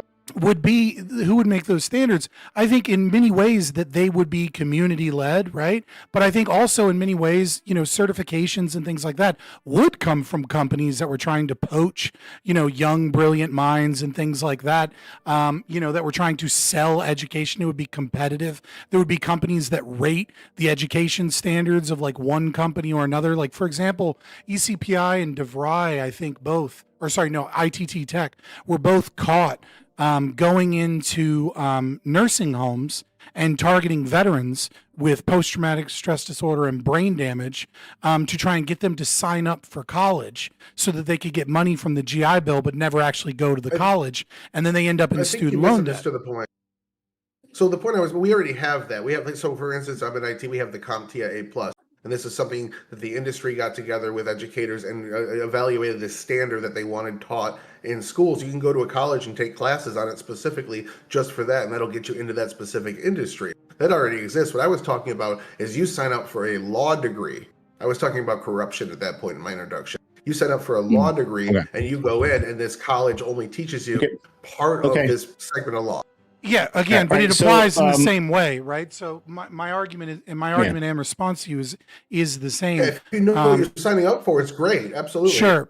But what I'm saying is that who is to say what is or isn't the appropriate education of a child, right? I mean, we have a current school system that says that we have a current school system that says taking your child out of like their mandatory schooling that is taught to the lowest standard for one day is poor attendance and should mark poorly on the child when you decide to take your child to the aquarium and learn about, marine biology, or you decide to take your child to a museum or maybe you decide to take your child to a blues festival somewhere and gain, knowledge in the arts. No, you must fit to the state approved standard of what it is that we believe is the right thing and the right level of arts and the right things. Oh, and by the way, we teach it to the lowest standard. So if your kid is excelling in public schools, they are punished by being beaten to death 8 hours a day with boring presentations and information they could very quickly grasp. And if you take your kids out, you're demarked. You are punished. You can potentially get in trouble for truancy and things of that nature. What I'm saying is I think parents are those that love their children most should be the default position of knowing what they ought teach their children and to give their children opportunities. And I think history, both economically, we can see that overwhelmingly throughout the entire world, that once parents get enough money, they educate their children by any means necessary. We saw this in Bangladesh, for example, where just the threat of the ready-made garment industry introducing child labor laws caused companies to fire all of the child laborers in Bangladesh. And UNICEF and Paul Krugman both followed up. And what they found is that those children overwhelmingly ended up injured and in child prostitution and sex trafficking. Because the reality of the situation is that poor countries don't educate their children. You got all right. Go ahead. That's the last question. The last question I have is for either or both of you guys. So what we're seeing with public schools is that parents who care about their kids literally move between school districts because of the rating of the and the input of other parents as to how good those schools are. So I would say that is a refutation of Tyler's point, and I don't know that it does Fabian any good. So I'd really like to hear your guys' point on that. I'm sorry. Could you expand upon your question? I got slightly lost. So if I were in school district A, right, and school district A sucks because even though there's supposedly standards are so low, nobody gives a shit. And right. You're in Baltimore. Right. Yeah, but school B, which is the next township or county or wherever. I don't understand where you guys, everybody has a different nomenclature here. But the next one over, that one is good. And so I falsify some papers and I put my kid in that school because it's better. And then of course now the school system where I'm at doesn't have a smart kid because my smart kid's over here.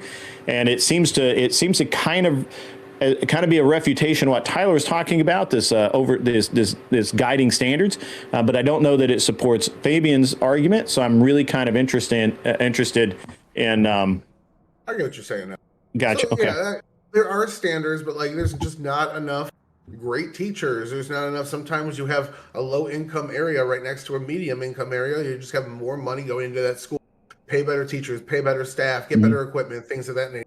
And that's something, yeah, absolutely. You want to get your kids in a good school. So you look for a neighborhood with expensive houses in it so that you can move into that bitch and those rich people can get your kids a good education. Absolutely. It is not perfect. It's kind of sucks that it is balanced out that way. And I think a lot of the federal government spending is to try to balance that out a little bit. The federal government gives most of their money to these low income schools in order to help bring them up. And that's, again, only a small percent of that money. So it is a problem, and it's one that is trying to be addressed. We have a teacher shortage as well. I mean, that could also lead to it too. Yeah, I'm glad that you admitted.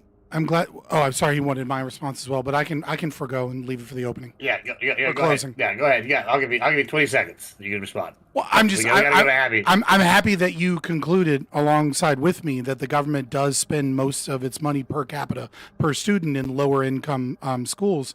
Yeah, I mean, this just goes to show that throwing money at the problem doesn't actually solve the problem, and that the problem arises from a corrupt monopolistic system of public schooling as opposed to a competitive environment. And that I do think that the people leaving school districts for one or the other showcases that parents are willing to move, potentially even lose their job and have to uproot their entire family and their home just to get their kid in a better school. And this is why we need a competitive market of private schooling as opposed to public schooling.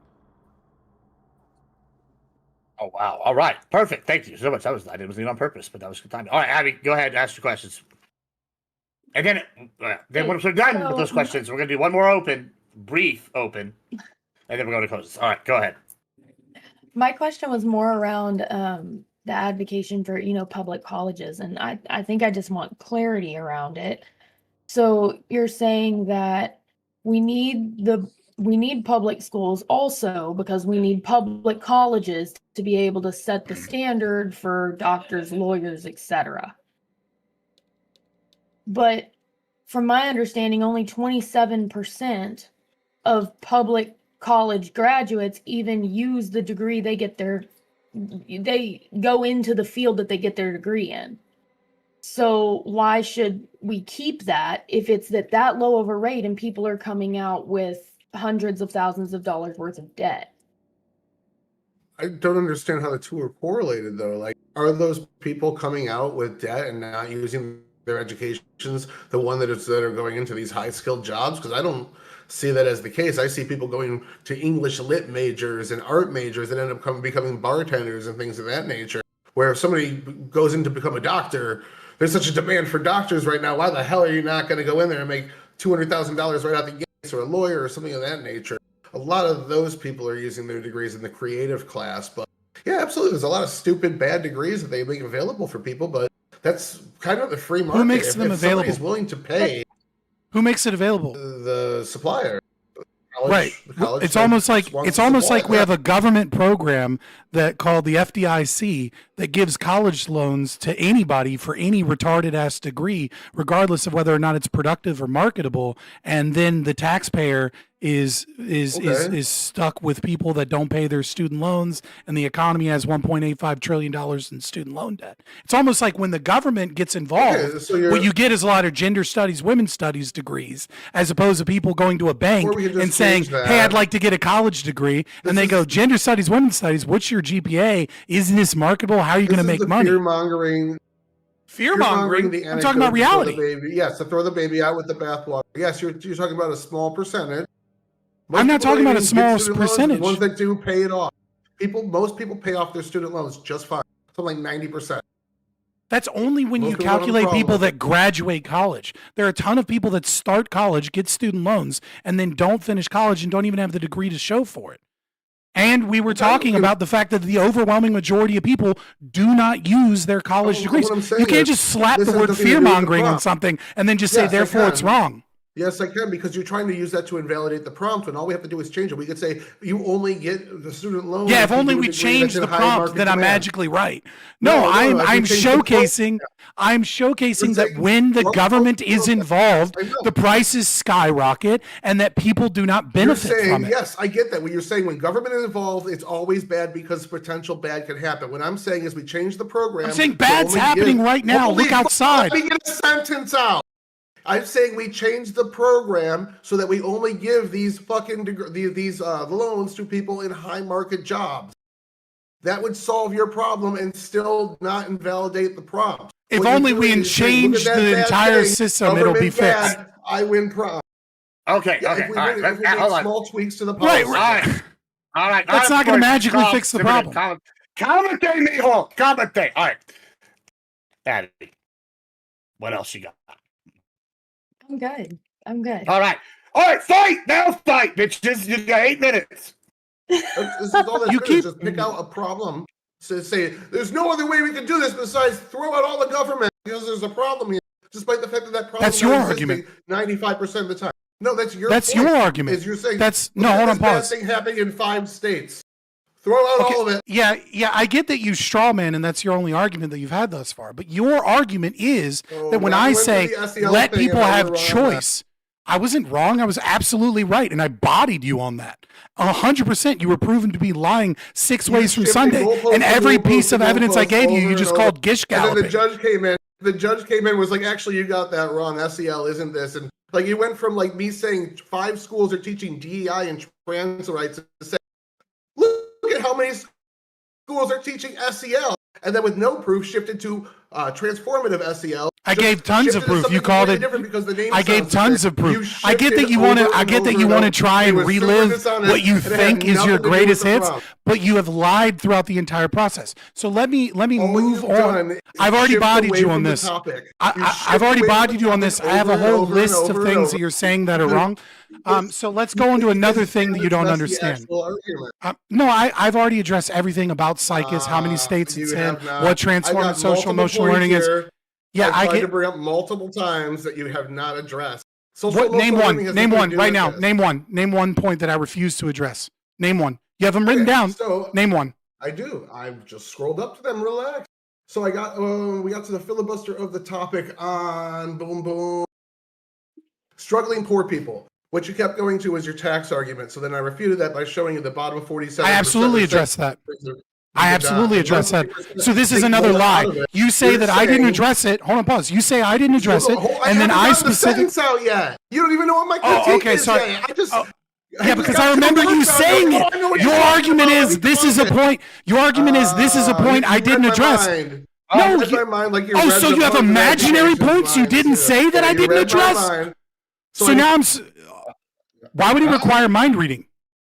God, Jesus Christ. Okay, please, for the love of Christ. All right, I got 6 minutes here to yell at each other, but just maybe give each other a little bit of room to talk. All right, you go ahead. And very quickly, you stated that I didn't address points. I told you to name one.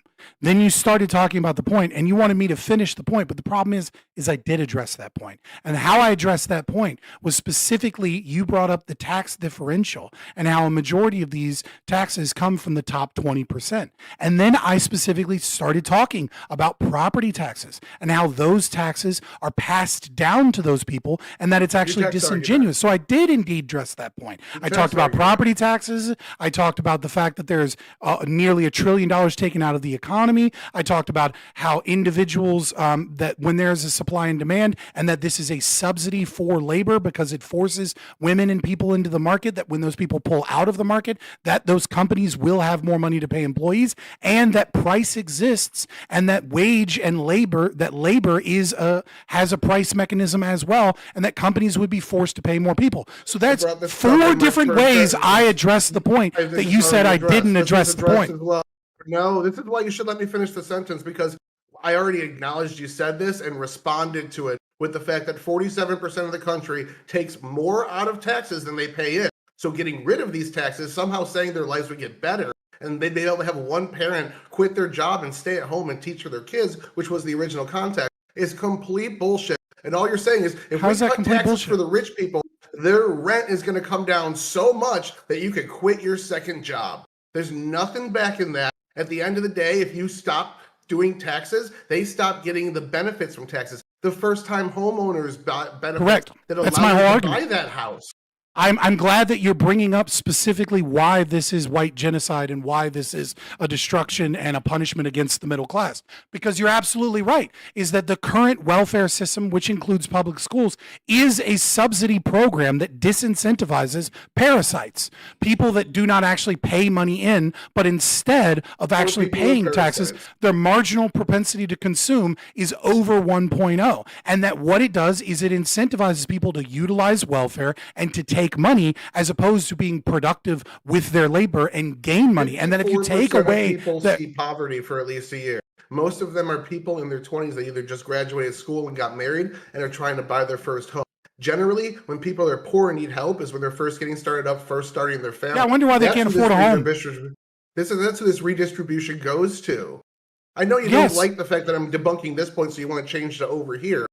But what you're saying is not true. You're saying poor people every time I address your argument, you call it a gish gallop, you refuse to engage with it, and then say that I don't engage with it. Poor people. Oh yeah. That's No, what, yeah, that's why you brought poverty up is something I wasn't no. talking about I never in the made middle that of my claim statement. again. You keep saying that I'm making claims that I never made, and keep lying about what I'm saying. I have never and would never make the claim that taxes are the reason poverty exists. Poverty is the default state of man.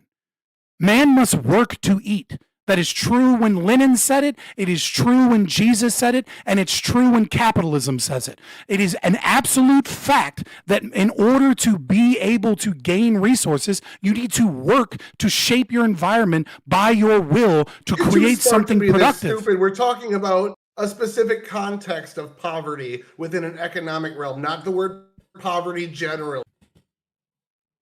What is the context that changes that?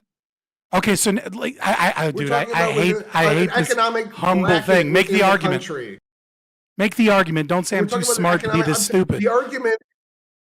I made the argument. I said it right after. You're changing the context of the word to be from within the confines of this discussion where we're talking about the bottom economic bracket in the United States to poverty is the default of man because if you don't work, you don't eat. We're talking about an economic bracket. They're not. How does that change anything? 54% of people see poverty mostly when they're young, don't have a just finished education or don't have an education, don't have work experience. Most of them make it What is your argument? 20% in the next 2 decades. That poverty is a status of somebody that's trying to enter the workforce, trying to enter the buying market for a home. This is their status because they don't have experience, they don't have skills. This is just a result. I don't disagree with any of this. Data. What does this have to do with So the that's concept who's of poor. welfare in That's public who schools? is being helped. Just That's because who is being that is helped not by true. these programs. That is not true. It is for two yes. reasons. That's a And lie you're for saying two that's- reasons. All you said is That's a lie white for two reasons. supremacy, and that's it. That is a lie for two reasons. Number one, it's a lie because you are differentiating those individuals that move out of the bottom quintile and move into other quintiles. It is not true, though I understand your confusion, to say that most of those people make it into the top 20%. That's not true, but most of those people do indeed move at least 2 quintiles, right? So people that are in the bottom 20% usually end up in the 40 to 60% range, right? The third quintile, not necessarily the top quintile. Nevertheless, that is still 2 different groups of people. There are people that stay in the bottom quintile, and there are of people that move out of the bottom quintile. It is absolutely true that when you talk about poor people, usually you are just talking about young people. But what we are specifically talking about is government programs that are given to people in the bottom 20% that utilize things like that. And many of the types of people that move from the bottom 20% to become the wealthiest top 20% are also not the types of people that perpetually stay on programs like food stamps and TANF and fucking unemployment and things of this nature. Accessing that. You don't stay No, that's on just not certain true. benefits that young people get. You The get a recidivism, the first-time recidivism rate for the average and that's person on it. TANF is that they return to TANF within 5 years. The people that use these programs are the people that stay in the bottom 20% because they create a victim mindset and they create poverty. Okay, and we got a second. Can I get it? Can you stop filibustering for 1 second and let me respond? You just Go ahead. filibuster You got for the last 30 5 seconds. minutes. You got 30 seconds, and then we're going to the close. That's not what a filibuster is, by the way. You don't know what 30 any of these terms are. Go ahead. Don't interrupt.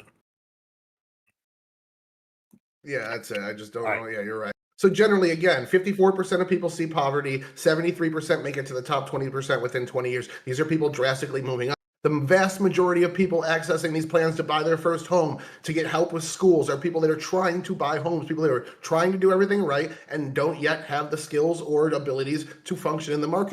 Most young people see poverty. Most young people have those ramen noodle years. These are the people that are accessing these programs. These are the people being held. We've gotten zero evidence that it's white supremacy. Okay, so if America took all of the welfare programs that it spends money on right now, I'm just responding. If America took all of the welfare programs and redistributed it to every household that was below the poverty line, I'm just going to keep answering for my own. Fuck you. So I'm just going to keep arguing on this one. So You below got the 20 the seconds. We're going to close. Don't be mad. I said it. That's what we're doing. All right. Y'all got 3 minutes. Fading. You get to go first. You got 3 minutes, and then you're going last time because you started. All right. I'm muting you. I'm going to leave you muted, Tyler, and I'm going to mute you while you do that. And then judges after closings, send me who won, and then we're going to go to y'all, and we're going to hear about who won and why. All right. Go ahead, Fabian. You got 3 minutes starting now.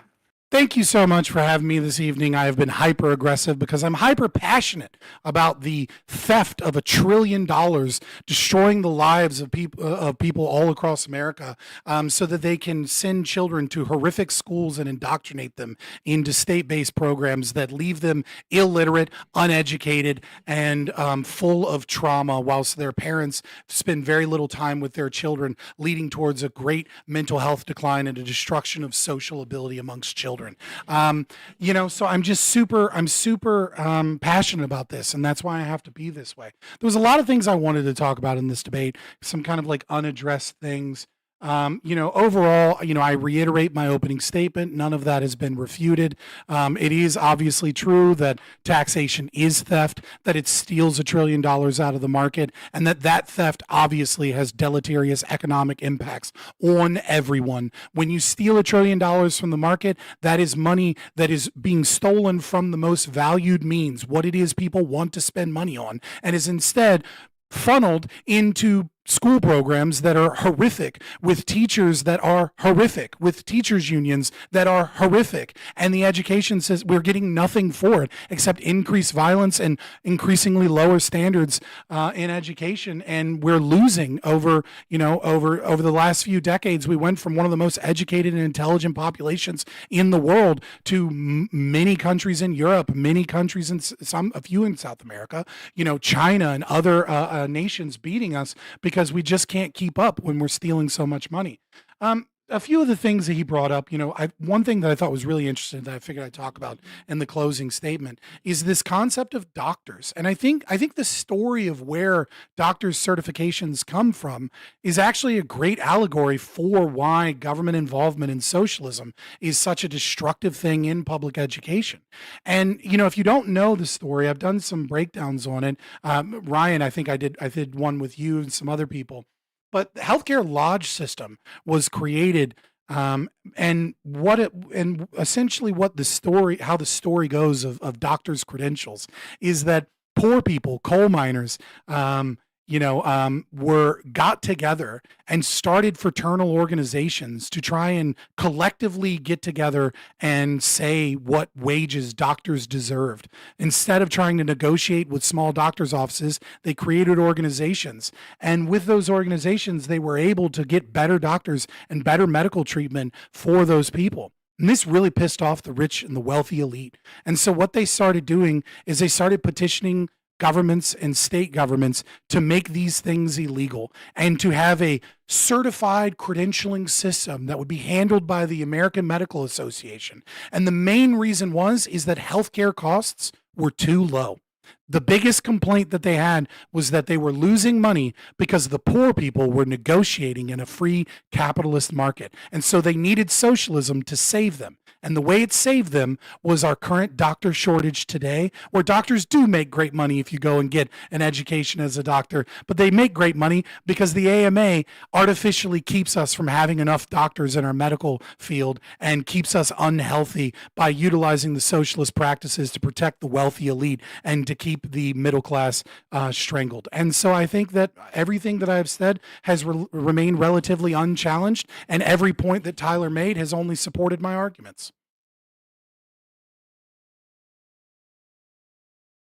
Thank you so much. 1 second, Tyler. Let me set this. And you got 3 minutes. Go. Oh, you're muted. I'm sorry. Let me unmute you. Unmute you. All right. And okay. As soon as you're done, judges, send me who won individually, and then we will go to the results. Go ahead, Tyler, whenever you're ready. Scott doesn't have a good point there in his closing. Most of his opening statement claims were not refuted because a lot of them were retarded. The school system is racist, bigoted, anti-white, evil, and then he went into a 2-minute monologue about what he knows they're thinking and what he knows their intent is. I'm not going to sit here and pretend to read tea leaves and know their actual intent. So yeah, I didn't address any of that. I went to the actual material arguments, and just like his weren't addressed, mine weren't either. So a lot of them were pushed off to a tax argument. Some of them were addressed. They were pushed off to a tax argument that I'll get to here in a second. So we got a lot of this also was filibustering, completely off topic, skipping things and going into these weird tangents that had nothing to do with anything. So I brought up some economic arguments about having more educated people and a universal standard and things like that. The trade skill dysfunction that will exist that never got touched. It's got skipped over once or twice, but we did go to the tax argument when it did get brought up and somewhat addressed. I talked about how young people are the ones that need help the most, something he admitted to, but then just said, hey, it's still white genocide, and moved on, not really refuting it at all, agreeing to pretty much all of it. When asked about the universal standard in teaching, he said it's a myth that was made up and it's silly, and then brought up the healthcare system. Right now, we have a doctor shortage. We're importing doctors with the J visas at alarming rates. Hospitals are paying people for their education to go in and become a doctor because there's such a shortage on doctors, ER doctors in the ERs. Like, they're begging for more. So if there's someone out there representing doctors saying we need less, like, they're not listening to medical professionals and the government. They're just making shit up. So I would argue that they're not part of the government because the government is bringing in doctors, again, with immigration powers. We didn't get an answer to the rural and poor people, just not having, he just said, oh, it'll be better. They'll all have stuff. Never really told us why. When the rural people will now have schools. Poor people that can't afford it without government handouts in the first place will now have schools. He went back to the tax argument for that. So the tax argument was essentially that if we cut the taxes of where most of this revenue comes from is property taxes in this area. If we cut those people paying property taxes, somehow your rent will come down because their property taxes are cut. But if you cut the landlords, it'll actually come down about 5%. So your rent coming down 5% means your wife can now quit her job that you guys can barely afford to get by and homeschool your kids because the cost of your groceries coming down slightly and this coming down slightly will actually be 50% to your wages at the end of the day. None of that being proven, and most of it falling far short from any math that I try to do. We also heard a lot of baby out with the bathwater. Look at these problems over here that exist in this area. Even the closing argument was, look at the health. We have a rising illiteracy rate. It's at 18% right now. Throw the whole system out. Don't try to fix anything. Don't try to, you just skipped all these steps and never told us why. It's just said that it's evil, it's bad, it's bigoted, throw it out the window. So those skip steps to me were an incomplete argument, and it just never justified why fixing it wasn't better than abolishing it. So I think I kind of took the prompt, but we'll see what the judges say. All All right, thank you so much. Judges, send it to me. We are going to make some announcements right now, real quick, while they do that. We're going to be having, at the end of this season, we're going to be putting up seasonal rankings for the end of the season rankings. In addition to the all-time rankings, they're going to look pretty much identical, but they're going to branch off separately once the new season starts. And then after the season, we'll have the Grand Prix opening up again. I will need whoever makes the final to send me the ring size of their choosing, or whatever figure they want, so I can have pre-ordered things here for that. It's going to be good times. Unless, Abby, unless you all know off the top of your head, do you know what the middle finger average size is? And then I'll just order a couple of those. And that'll be the easiest. Do you know? Abby might know. You don't know the middle finger size? No. Because failed. You failed me. Drew it for how long? And you don't know that answer. Yeah, so that's going to be going down. And then, like I said, the Skiz Tech will be debuting the Skiz Tech trophy for the Grand Prix. Let's see. Do I have all y'all's things in here? I'm just waiting on your vote, Abby, on who you think won, and then we'll be good to go. I will say this while waiting for that one. I got them all. I'm going to give y'all a little critique. This is a very big example, in my opinion. I haven't read who won, by the way, yet. I will, just from the the peanut gallery as a modern. This is definitely an example of knowing the prompt, right? And here's the thing, right? Y'all said, should the prompt that was given to me, right? And I put the title, should we have public schools, right? It's very important when we do a prompt in debate, I feel like, for who's the af and who's the neg, right? Because this one seemed very much like Tyler, even though he was the affirmative, took almost the negative style of case, and Fabian took a very affirmative style of case. We should have maybe done the opposite, the inverse of this prompt. That's what I'm thinking in hindsight now. But I think that's interesting. Also, Tyler, which is really entertaining. I don't want anybody here to think that be said Tyler's a conservative, even though he's been pushed as a conservative, because he didn't argue any pro-public school things that a conservative would like. He didn't once argue about boosters. He didn't talk about alumni. He didn't talk about teams and sports. He didn't talk about how there's open schools where you can just send kids, and kids go in Texas from one school to another just to play football. That's a big thing. We didn't talk about Texas funding colleges with taxes from the tap instead of doing it from people, the community. There's all these things you could have sold conservatives on, but you argued like a lefty. So I just want to say to people that argue that Tyler has turned red, he's still got some of them lefty tendencies. All right, let me look at who. I just tried to argue the prompt. Every critique he made, my goal was to say, like, look, this is a problem we can fix, rather than throwing out the system. I was just trying to argue the prompt. I wasn't arguing for the left or the right. Just that's the really words on the screen.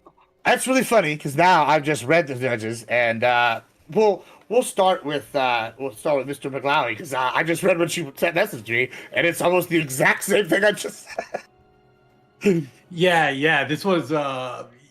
By the way, this was fun. Thank you guys. Thanks for having me, Gibbs. Thank you guys for bringing the heat tonight. This was a little bit messy because we got way off the prompt like a lot of times, and I think part of that was, Tyler's arguing to maintain the status quo, and Fabian's is arguing to abolish the status quo. So it does actually, in many ways, makes more sense to consider Fabian as having the affirmative position, because that just flows a little bit more easily.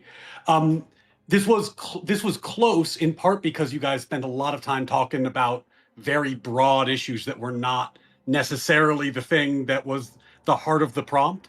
I went back and forth. I ultimately gave this one to Tyler, and the reason why, when it came right down to it, is that Scott, you had a lot of details, a lot of passion, a lot of information to share, but the prompt was about abolishing the public school system, and your solution seemed to involve abolishing public schools, property taxes, income taxes, welfare in general, and a whole host of regulations, and I think public property. I didn't exactly say that one, but I got a hint of that. They're all inexorably linked. So to not argue that would actually be to fail the debate. So I respect your position and your opinion on that. I just think it's completely wrong in the sense that Obviously, if I am for, we addressed this, right? You asked me the question, would I need to get rid of these other systems? And then I gave a very detailed response to you as to why those systems are not actually necessary for the abolishment of the public schooling. But it is important to showcase that all of these things are connected. So to isolate it would be to make an argument that doesn't make sense because they are inexorably linked. So, I mean, I mean, if it was the other way around, maybe, you know. Oh, and that's where it gets tricky when you're talking about a systems change that broad. Because, like, for example, at the end, you can't abolish all public schooling, but keep all things the same. Other school systems, right? And we've looked at like, okay, well, America used to be better at education than Europe, and now we're worse. But no developed nation doesn't have a public school system. So, like, coming up with even the data to make the comparison is tricky. But I don't want to monopolize the time. I thought I had a lot of fun. Yeah. Thank you guys for being here. Can I ask a lot of heat. Can I ask a tip? How would you, if you were to argue my position, how would you argue for the full abolishment of public schools, but in order to stay on the prompt, refuse to talk about federal grants or the Department of Education's money or the $1 trillion that is spent on it and how it's funded? Like, do you think you could thread that needle? It's a really challenging prompt for you, to be honest with you. I think it's a really challenging prompt because when you talk about like what grid was on at the beginning, like should we abolish the Department of Education? That's an easy prompt. Should we abolish, public schooling in general? That's really, really, really hard. And I think that when you're arguing for a change that big, in some sense, even though you don't have the affirmative, you have to be solution focused, because because the concern is going to be, it's Chesterton's fence, right? Like the conservative's going to think on some level, if he's wrong and we rip this out, we just screw everyone for 30 years, right? Right, so, which is why it would be necessary to do Chesterton's fence, which is exactly what I did in the debate, which is showcase all of the ways that this is wrong tied to these other systems. So I feel like you kind of answered for me, which is you would have debated it the same way and you agree with me, but you think Tyler won despite agreeing with me. No, I think I would have been more focused on how to implement a better system and less focused on broad ANCAP theory. Because the problem with broad ANCAP theory is that if the judge doesn't buy broad ANCAP theory, then you're kind of up Schitt's Creek. Fair enough. All right, fair enough. Let's go to grid. You're muted again on Discord. On Discord. On Discord, grid. Got to unmute here, Papa. He's going. Grid's Hard giving grid, deep, and I say deep Tyler thoughts. won. And he's got a giant penis. Tyler wins. All right, next judge. You got to unmute yourself on Discord. You're still muted on Discord. Muted on Discord. You muted yourself on Grid, Discord. holy shit. Why buddy. did I was still muted? I clicked the button, but I didn't unmute. All right, so I'm going to disagree with Ryan because I don't think it was Scott's burden to prove what system to put in place, but just to call out the reasons the system failed. It was on Tyler to say, hey, this is how we keep it, because he's an affirmative. He was the one that said, hey, this is we should keep this, and he didn't do a good job of that actually at all. As a matter of fact, everything he said was socialism and communism and let's just keep spending money and just keep spending it. We'll just spend it at the state level instead of the federal level. It doesn't matter. It's fine. We don't care. And honestly, he never did actually refute any of the claims that Scott made at all. Which he didn't. I guess in theory, I felt like that. It felt like that Tyler really needed to kind of address Scott's points really pointedly, and if he was going to give solutions, give that solution. It wasn't on Scott to provide a solution at all other than disassemble the system because it doesn't work, and to prove how it doesn't work, which he did in his opening. He proved how the system is flawed and broken, and that's all he has to do as the negative. So I gave it to Scott. It was close because Tyler was really, really there on a lot of it, except for the socialism and the communism, and just keep spending money, and we're just not spending enough money in the right places, which I'm going to always fundamentally disagree with. So And it's going to be a hard sell for me to get but there. this is what I'm talking about, right? You're not a libertarian, though, right? I'm not a libertarian. See, no, I think Scott's also wrong. I'm not saying that Scott's right. I understand that, but this is what I was saying before we got here, when I was talking about Tyler, when you were arguing this, like, I if you're gonna sell this to a conservative, like, I don't know, I would have maybe used indifferent. Like, it's kind of what you kind of went with, like, oh, these are things that are lefty. Like, now that Well, I don't. Okay, I'll tell you. School vouchers. He should have talked about school vouchers and how you can pick your own school. He did talk about vouchers. Huh? He did talk about vouchers. He said expanded. Yeah, but he only brushed through it. He just blew through it. It wasn't he like did brush through it. because he was too busy. He was too busy arguing for the expansion of just spend more money. We just need to spend. We're just not obviously doing it enough. So he could have talked more about school vouchers. He could have stayed more on the idea of, and he did say actually, and where he almost got me was. He did say, hey, I want get rid of the federal portion and just keep it to the states. I would have agreed with that. But the problem is that now he never did answer how that when you have a poorer state or a more rural state like Montana, how they're going to how he's going to equalize the education for someone in Texas or Tennessee or any of these other places. Didn't address that. It was his burden to. Because he's the one saying that the public school system should exist, and I don't. So I don't believe that. I also believe Scott's wrong. I think Scott is fundamentally his argument was fundamentally flawed in the fact that he kept saying that we tear the whole thing down and there's nothing. And he did provide some small accolades, but again, it wasn't actually his job to say how we would fix it. It was just his job to say it's broken. This is why I think we should get rid of it because I'm on the negative. And he did a good job of that part. Although I don't actually I fundamentally have disagreements with some of the things he said. Okay. Because he's an ANCAP. Because I'm right and you know it. Because you're white. Feel it in your soul. Yeah, Tyler, did you want to respond to that real quick before we go to Abby? Yeah, go ahead. Yeah, go ahead.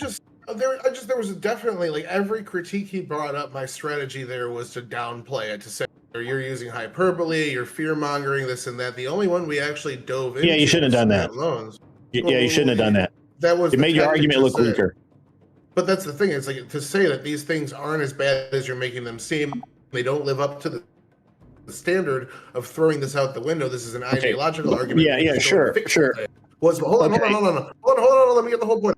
That was my point. So that we actually dug into that at one point, and we dug into that on student loans. And I said, if we change the policy this way to get rid of the thing you're complaining about, we've now fixed the problem you're bringing up, and we don't have to throw the entire system out. I gave him a direct solution to one of his critiques. I guess the problem is when you say something like fear mongering and all of that, that's not an argument. That doesn't address what he's talking about, and it doesn't resonate with me. As a matter of fact, I just kind of discount the whole point because to me you're just it's nonsense. It's not an argument. Well, that was why we went down rabbit holes. Like there was what I was saying. He was saying the schools taught X, Y, and Z. And I said only like 5 schools were actually teaching trans and gender stuff to the degree where parents really didn't Scott like it. really enjoyed you saying fear mongering. He enjoyed you doing those things because it burned up your time. Yeah, it burned up your time, and he didn't have to say anything to prove it. Yeah, I'm just saying. After that, I turned around and explained what I meant by it. Is that you're saying this is happening in a couple really left-wing states, not the country generally. This is why it's fear-mongering. This is why it's hyperbole. This is why it's this. So I did try to give those arguments. I thought I made quite a few. I think you were wrong on the fear-mongering one to a certain degree, and I think I showcased that in the debate. Yeah, it's just buzzwords. But nevertheless, I think you have to be. I would say you have to be careful about using debate bro terms or logical fallacies, right? If they're wrong. Right, because and you have to be careful about sprinkling them in too much, or you end up looking like Destiny, right? Like you end up looking like you're just dismissing an argument as opposed to engaging with the argument. I think I think the fear mongering thing would have sold actually really well if you weren't saying filibustering when I wasn't filibustering, or Gish Gallop when you know that's not actually what a gish gallop is, because a gish gallop is when you make several arguments in a row so that the person is incapable of addressing the first, second, third argument and only left with the fourth argument. Loaded points. Right, like if you'd have been like, You know dude, what these let me. things are, yeah. If you'd have been like, oh, well, let me address it, right, and then you'd save the fear mongering in the pocket, it would have made me look crazy, right or wrong, right? But instead, you had already prefaced this by making the claim that I had made like 7 different logical fallacies that I didn't make. I would say hold those in your pocket. I labeled those things accurately. But yeah, I I do absolutely think maybe disagree, I feel them out so much, but they were labeled accurately. Filibustering is that, like, where you just kind of take up time talking. Filibustering is when you say something. Review. Yeah. I'm just saying filibustering isn't Amber that. still but needs to give her. Even if you were right, I'm just saying, even if you were right on on all of them, if you say it too much, people get weary of hearing those terms in general. You guys can't respect the time limits even after the debate's over. I'm with you now. And so we're going to go to Abby. You're going to tell us who won and why. Because it's now the deciding vote. Well, first of all, yes, thank you for having me. I gave it was close. It was close because I kind of flipped back and forth between like who sold me, right? And strictly sticking to the prompt. And I ultimately gave it to Scott. And it's because he did sell me, right? It was one of those, and it really did boil down to what you guys were just talking about. It felt as though during the debate, you weren't really contending with his points, you were just dismissing them. So, and it felt very, like, kind of dismissive. He'd make a point, and it seemed as though he was kind of contending back with yours. And I just felt that he stood his argument a little bit better for giving many examples as to why we should kind of scrap it and start over. Maybe form a different system. And like Grid was saying, it wasn't really his wheelhouse to be able to provide that other system just for reasons why the current system isn't working. And he was able to provide lots of, reasons why it wasn't working. And instead of kind of contending with his reasons for why this thing isn't working, it was dismissed kind of entirely. I think when it boils down to, yes, if you can take the position of change whatever you want, but that doesn't mean we have to get rid of it. It's almost arguing from utopia, right? Well, I'll just concede on whatever you want to change, we'll change it, right? But that doesn't mean we need to get rid of it. It was a hard one, but I ultimately gave it to Scott. Yeah, that's very good. It's good. We very close one. Thanks to all our competitors. Looks like Fabian's going on to the finals of our season, and to face the winner of our lawyer off playoff side, it's going to be Lactoid versus Pentuple. So we'll see who the better lawyer is in the debate world. And then maybe one day we can get Mr. Malawi in here to come beat up on one of them as well. It'll be good. So that's going to conclude. I'll have to go get my EMF belt. Yeah. It's the good. Yes, that's a good reference. I wasn't expecting that one. Next time I judge, I don't want it to be 2 people I like. I need it to be one person I really don't like, and then another person I really don't like. Well, that's That'd be easier. That's it's better. It's unbiased that way. It was tough, man, because I was kind of rooting for Tyler, but yeah, that's rough. Yeah, well, maybe one day we'll teach Tyler what it's like to be an actual competitor. He's coming to us slowly. We'll get him all the way. Yeah, we'll pull him in. We'll pull him in. Yeah. So did he freeze? But yeah, this is good. He's frozen. But I know people got to go. I'm going to wrap this up. We're going to rate out. Thank you so much for everybody being a part of this. We're going to hey, Scott, rate out to an old Halo friend. And since they're live, and they're never live, and we're gonna rate out to them. But thank you all so much for being here. I don't know when the exact next semifinal bracket's gonna be, but tomorrow is gonna be the next show at 7:00. So tune in then, guys. And this has been long enough. Find everybody where to find them. We'll post links in the descriptions. Thank you all so much. Any last comments from anybody? Are we good to go? Yeah, good. Scott did well, but Tyler needs an American flag background. Somebody take up a collection. Yeah, he's in Texas now. Yeah, no, he needs a Texas flag. Remember, Texas first. and then the rest of the United States. It's the gun United show. States. Yeah, the That's a United gun States show. is Texas, and it's 49 Just bitches. hot, So y'all dude. know. Studio lights get hot with a green screen. All right, we're out.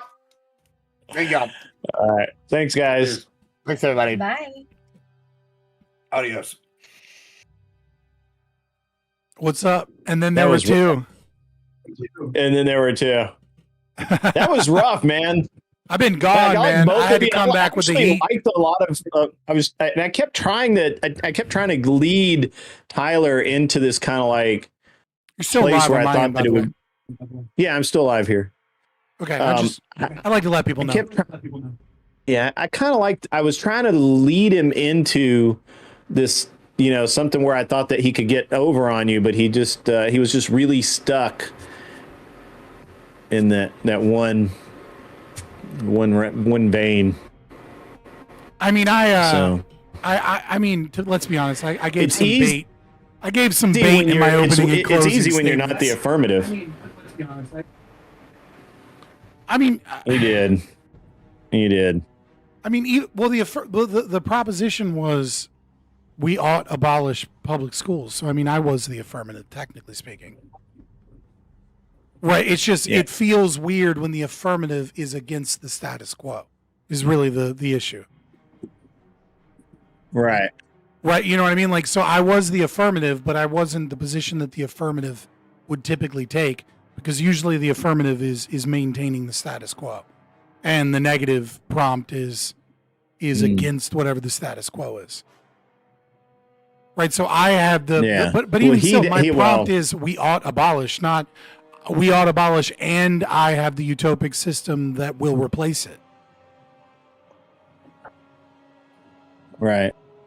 It was weird that it kept coming down to this idea of, well, what do we replace it with? Like, I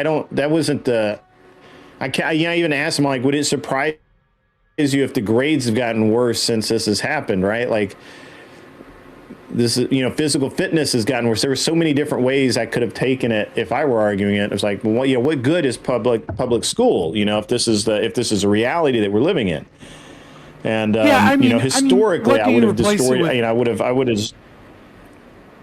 Well, I was just gonna say, like, what I would replace it in. So I'm not an ANCAP, so I would replace it with either a completely private system that could still be regulated. Private schools are regulated. They can't just do willy-nilly whatever they want, right? Mm-hmm. They're still regulated. And I think, I guess where I come out on this is, I know that the Department of Education spends so much money, and it's very little of it actually goes to the schools. Most of the money they get is spent in what they consider administrative and enforcement. And that's stupid. Like, it's just another regulatory agency. So then, all right, so now do we have state schools? Well, states all have a Department of Education as well. Just because I said Department of Education doesn't mean that. Honestly, I thought it was very funny that every time I said that, Tyler would immediately say, well, we're not, just go ahead and debate and get rid of the federal Department of Education. But that was okay. I kind of let that one go, because at that point it didn't matter. I'm not the one debating him. And it was fun. But even state Department of Education, same thing. It was. I was glad to see you again. I had some health issues, but also some family stuff I can't talk about because it's not my stuff, right? I talk about my stuff all the time, other people's stuff. But I had to come back with the fire. I knew that I came like back. You were taking care of your mom or something. Yeah, so I knew that you were. I knew that you were taking care of your mom or something. And my mom, my mom's been back over Christmas, like literally like. The day before Christmas Eve, my mom we had to take my mom to the hospital because she apparently had at some point in a previous couple of days like a mini stroke or a couple. Yeah, a small ischemic. Or at least it showed up, right? And so we don't know obviously when it exactly happened. So she spent Christmas in the hospital, and then. She's kind of better, but then I was all set to put her in a assisted living or something like that. And my brother and his wife And a longtime family friend convinced me to back off of that position and to let her try and stay in her home by herself with just people coming by occasionally to check on her. And then, of course, earlier this week, the nurse went by. She had like super low blood pressure. It looks like she may not be taking her medication the way she should and all of that. And so it never ends right now. But between the kids, my mom, my brother, his wife, and everything else, man, I've been busy. Yeah, I mean, that's what it's like at And launching a new channel. your age. Oh, that's right. You do have a new channel. Pimp your channel real quick. I forgot it. Yeah, Gun Prattle, gunprattle.com or .net is the website, and Gun Prattle on YouTube at Gun Prattle. Nice, dude. Nice. Yeah, yeah. That's just comes part and parcel of that age. Getting old, right? It's gonna be rough, man. In with my generation, because my generation is just full of one child families, and people are in for a rude fucking awakening here soon. Like they don't understand just how bad the population decline is, because there's a lot of kids, a lot of men and women in their 30s now, and in 10 years they're going to be doing a lot of taking care of their parents, and there's not going to be 4 brothers and 3 sisters to chip in on this shit. It's going to be 1 or 2 kids, you know what I mean? And one of them's a fuck up and one of them's, has their shit together. And it's going to be rough on our country. And like this socialism shit with welfare, it's in for, because it's not the money, man. It's not the money. As much as the money is huge and the money is a growing problem because new generations aren't replacing it, you can't replace with immigrant labor the need for a parent to be taken care of by their children when they have no kids, or they only have 1 kid. Well, man, I got to tell you, there's so many layers to this, right? So like my youngest brother, who my parents more or less trained or groomed or whatever you want to call it, they had him, he was going to be the kid that took care of them in their old age, right? Like he was the one, he was the youngest, and he stayed at home the longest. And even when he moved out, it was into a house that they owned, and he did everything with my parents. He helped them feed the animals. He did, he was over there every day. Where my brother and I were, the middle brother and I were always doing something else. And my youngest brother passed away 7-8 years ago now from alcohol poisoning. He killed himself, basically drank himself to death. Yeah, my grandfather, organ failure. So my grandfather did something very similar. I mean, it was just, it was a slow death. Yeah. And he was my half brother. He was the youngest of us, and so now it's just me and my brother. And my brother, he's got his family. He's got his, he works. He's a welder. I mean, like, he's not like me. He's only a year younger, but he won't ever retire. He won't ever be able to. He just doesn't make that kind of money. So, and his wife can't. So, as a matter of fact, so they had this whole scheme that they sold me on back in December about how they were going to be able to, she was going to be able to just take a lot of time off of her job or quit her job and take care of my mom and go down there and stay for a couple of days at a time and blah, blah, blah. Well, 5 weeks in, none of that's happened. My mom's already been in the emergency room, earlier this week or last week. And now we're, she's, thankfully she's fine. But now I'm sitting here going, I said this was going to happen. I knew this was going to happen. I went along with you guys because I wanted to believe it, right? You want to believe it. But now I'm going to have to, we've got to get a hold of her doctor and get her approved for in-home health care, because I still think she can stay at home, but she has to have somebody come by in the morning, make sure she takes her meds, make sure she eats, make sure she drinks enough water. Yeah. And then the same thing in the evening. And the same thing in the evening, right? Is come by. My grandma was kind of in a similar position. I went over and it was like her house is just super gross, right? And it's like it's nothing against her. She's a smoker, and she smokes in the house. She's got dogs, and she doesn't have the physical capacity to like clean in any real meaningful way, right? Yeah. And like she had somebody coming over, Yeah, and absolutely. they were just like, the house was gross, it smelled like cigarettes, and then like there was just guns and like bullets everywhere or something, and it like made the lady nervous, and she didn't want to come over, and it's like. And it was just like, I was like, all right, well, obviously I got to clean this place up, right? So it's kind of funny because I was like cleaning up, and that meant like pulling everything off the shelf, taking it to the sink, washing and cleaning the things on the shelf, putting things in boxes, wiping off books. Like it was a whole process. Because they get dust and everything all over. Right. It's got nicotine too. So it's like nicotine and dog hair and dust combined. Yeah. And so I'm going through stuff, and then I found this bracelet, and I was like, oh, this is a nice bracelet. And she goes, oh, I had forgotten where that was. I'm so glad you found that. And I was like, oh, what's that? And she's like, oh, it was like some Native American guy from like the 1910s or whatever that made famous jewelry, but he made this for himself, and your grandfather. Because my grandpa knew a lot of natives, because he was one of the people they sent out to Alaska to like survey, because we didn't know what the fuck we had purchased, right? So he was like he had like degrees in like forestry and like forest fires and stuff. Sure. And he fought forest fires in Alaska to try and like keep them from, like in conjunction with the Canadians, to keep them from spreading into Canada. So it was like a joint task force of like these huge forest fires out in the middle of nowhere. And he was like, apparently he'd been gifted it as like, like some friend to the tribe or something. And like they were bored, and my grandpa went to take like some stuff to like the antique roadshow type thing or whatever. And none of his Civil War stuff was really worth any money. Like it was all just normal.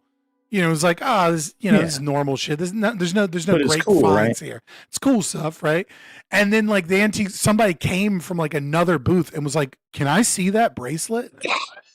And she was like, "Yeah, sure." It was a gift from. He was like, "I know exactly who it was from. Like he only made like 6 of these, like handcrafted, like native silver with these turquoise. Like this is worth like last time one of these went on auction, this was like $40,000-$50,000." And so like I like knew that story, and I was like, that's cool, that's crazy. And he has one that was made for himself that doesn't have like the signature, but it's like very obviously from that guy. And he has like a photo with him like when he's elderly in like in the late 60s, early 70s somewhere. And I just was sitting there, I was like, such a cool story, but also I was like, dude, if I lost a bracelet worth $50,000, I would be panicking. Like I was like, I would be like losing my shit until that was found. And I just thought it was kind of interesting. She's kind of just chilled out, and I don't know, it's kind of sad. I wish she was doing better, but it is what it is. So, but it's the same situation. I'm trying to clean up the house so there's not like bullshit and disgusting shit, but also not like my grandpa's like guns and bullets just like strewn about on tables and shit. So somebody can come in and not be all like fucking offended and freaked out. You know what I mean? Because I get it. Some liberal nurse lady comes in, and some random grandma's got like just unkempt, covered in gross shit guns everywhere. Like that. I mean, like I get why that would freak you out. You know what I mean? They're not properly stored. They're not being maintained. It's got to get done. And so it's like, that's been something else I've been doing, is just like going and trying to get her place straight. So never a dull moment for get Scott. Somebody to come back. Yeah. But I just thought that was such an interesting story of like you just like lost it and you were cool with that. That's fucking insane to me. Yeah. Yeah. So I've been dealing with that. I've been launching the new channel. I've been traveling. I went to SHOT Show. I've been just busy, man. And I noticed that you hadn't been on as much and things like that, but I assumed that it was like family or, I'm back. Things you had to deal with. I'm back, boys. Don't you worry. I'll be on Prime's thing tomorrow. I don't even know what we're debating. Yeah, I don't know if I'll be on Prime's thing tomorrow. I didn't stream Friday or Saturday because I had my son brought home like some weird crud. And it didn't really affect him that much, but it started. I started having a sore throat, and I was like, "Uh-oh," and then I had like the postnasal drip, and I got toddlers. I've been getting everything. Every new thing, one of them brings it to me because I got an autistic son, and like, yeah, you were saying that. He licks everything. You know what I mean? Like they don't have the same standard of hygiene, man. Of Right. Of other, you know what I mean? Like, so he'll just go and he'll be like, what's that? You know, like, and it'll be like, hey, stop that. You know, like, but like new shit, like he'll just pick up shit and put it in his mouth, chew on it and whatnot. It's crazy. So he gets everything, and then everybody gets everything because he's got it. So I feel you on that. Yes. My 15-year-old brought this home, and he has a habit of, I'll have a soda or something out, and he'll take a drink of it just randomly, just because he's he's a kid. He loves you. He's a kid. Yeah, right. They don't think about that shit. Yeah, and so that's a wonderful problem to have, by the way. Right? You have a 15-year-old that's not weird about shit. I mean, I get you don't want to get sick and you drink after him. You're like, what the fuck? But I just mean, like, that's such a blessing, dude. So many people. I mean, I get my kids every other weekend. You know what I mean? Like, dude, that's such a blessing.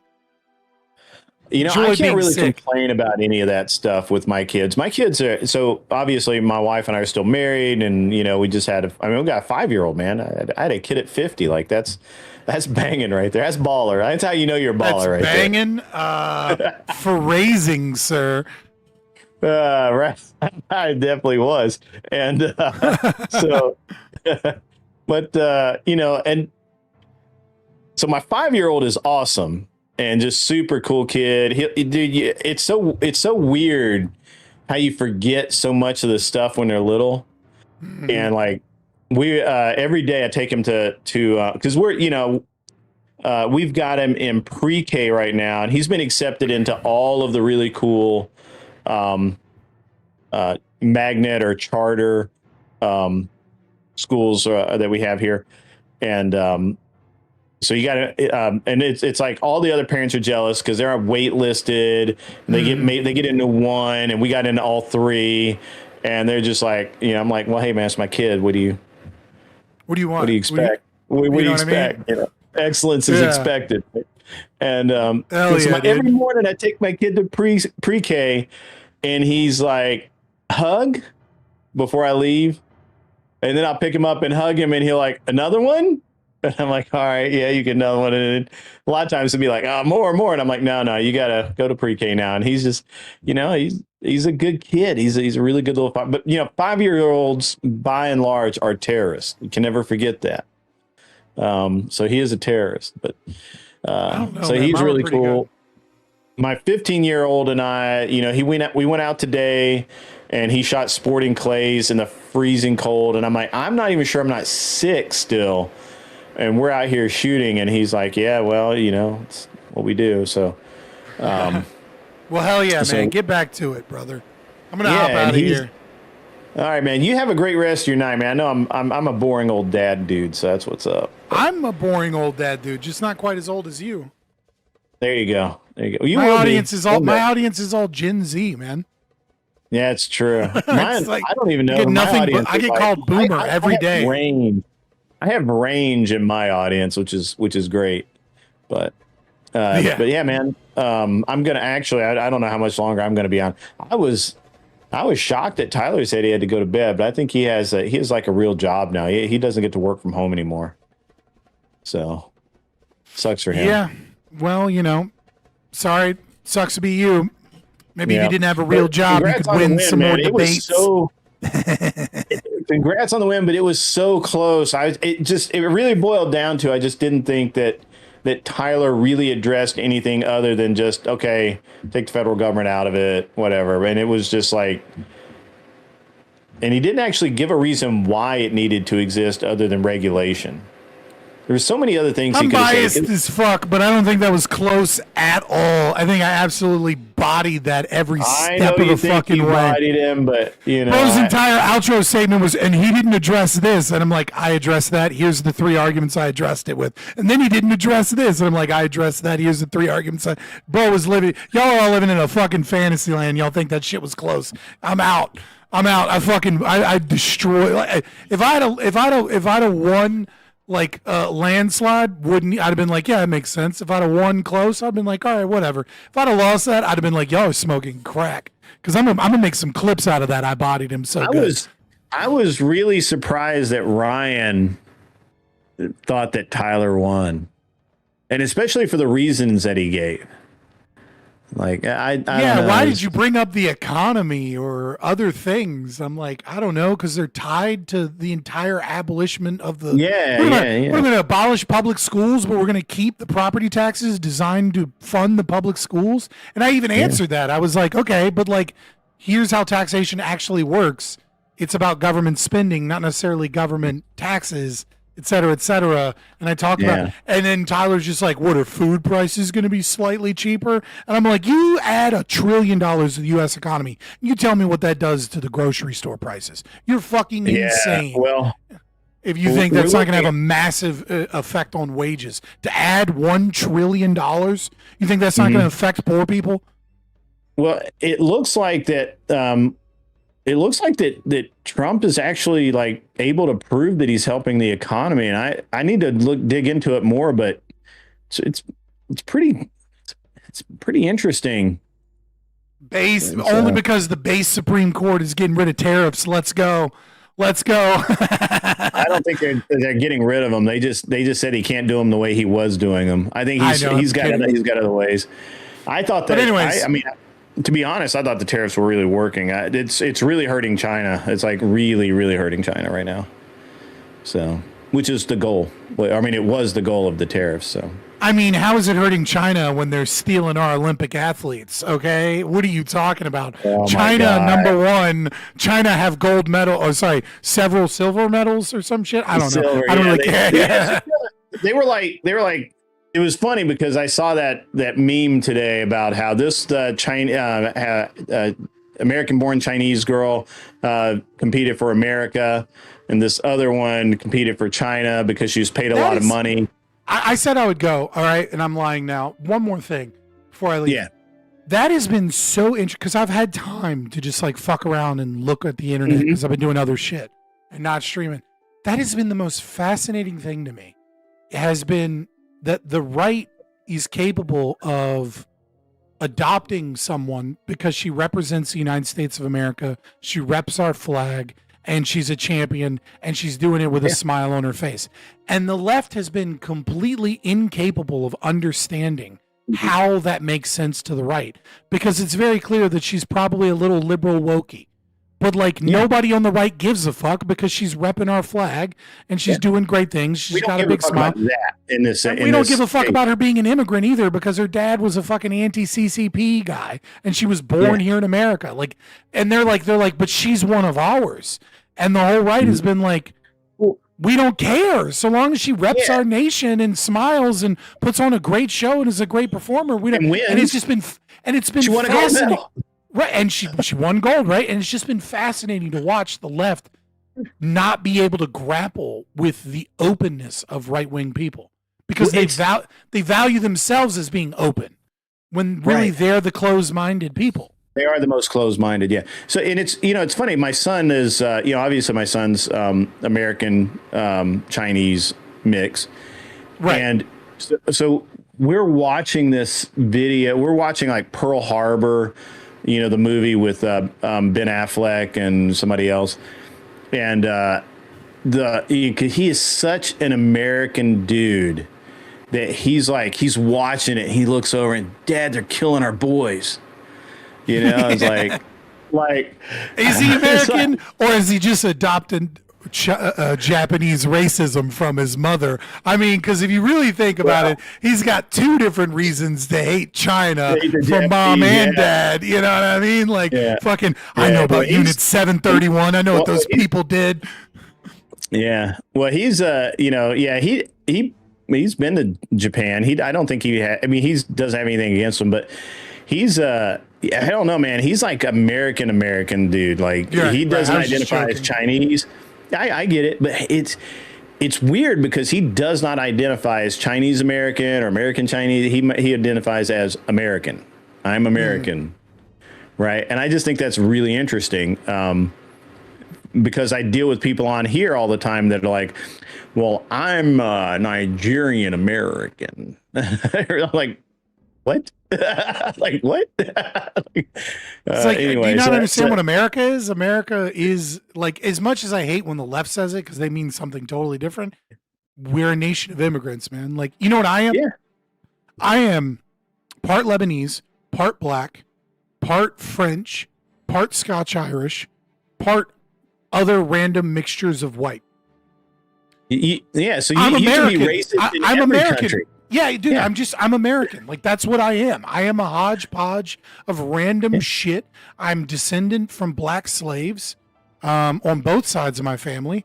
I've got Middle Eastern Lebanese, they're basically the whites of the Middle East because they were the Christian Lebanese that fled, before when shit started getting bad in Lebanon, right? And the rest of me is just different random white settler shit. Right? Like what the fuck am I supposed to identify with Scotch Irish and be like, I'm actually Scottish. No, dude, I'm fucking American. I'm as American as apple pie, which is something we stole from the Dutch. Yeah, of course we did. Yeah, I think it's do. really interesting. We mix shit up and steal it. Fuck yeah. We improve it and then we say it's ours. Yeah, it's interesting. I got to be honest, man. I think that the left has lost their damn mind. I don't know if you caught the debate the other night. Is the Democrat Party imploding or going away or dying or whatever it was?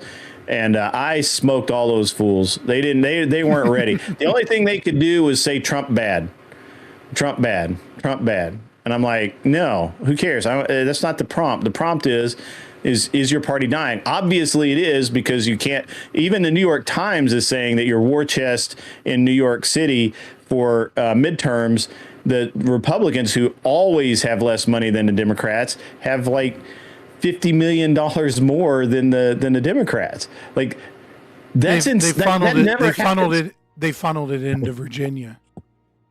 Is that what it is? The Democrats, the DNC funneled a fuck ton of money in Virginia to get they stole a spam burger. Yeah, and I mean you're probably right. And in the last election, in the presidential election, you have more groups that typically vote Democrat, and that's Hispanics, blacks, atheists. All of the groups that historically vote Democrat, huge chunks of them moved right. Mm-hmm. And they're continuing to move right. Now, I'm not going to say that they're conservative. And I actually they were trying to get me on Trump at one point. They're like, well, if Trump moves the needle, it's Trump that's popular, not conservative. I'm like, no, Trump's a Democrat. I mean, nobody likes Trump. He's just the best we could get. He was the closest thing to a conservative that we could get and get elected. Like we all know that, right? Like when he says something that's leftist or Democrat, that a blue dog Democrat would say, I'm not surprised. I'm surprised that anybody else is surprised. Like why are you guys treating him like if he's you're surprised?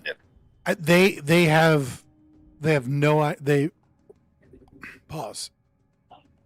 Just talk to a random Gen Z male. That's it. They don't get it. They have no idea what's coming for them. Like one of the things I saw was like CNN and other people were talking about how Gen Z males, Trump has low approval rating with them, and they're like, see, it's swinging back, and it's like, oh, you don't get it. He's got low approval rating because the Gen Z males are like, you're not good enough, you're not right wing enough, you're not pro-white enough. That's why he's lost approval with Gen Z males. No.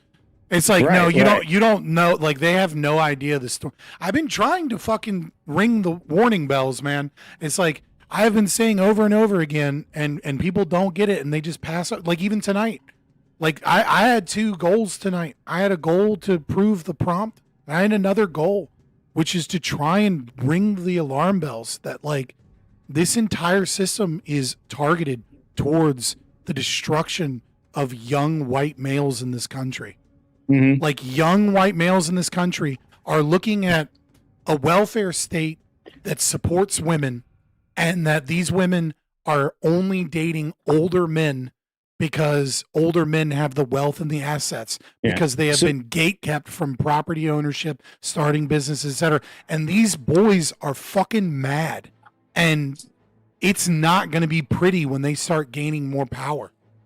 Funny you say that, because I've been saying this for a long while, like long before I ever started a show or anything like this. But what's interesting to me, looking out at it, is you do have a bunch of young men who are angry in that very way. But it's not just that they're angry about it; it's that they know why, right? They understand the why.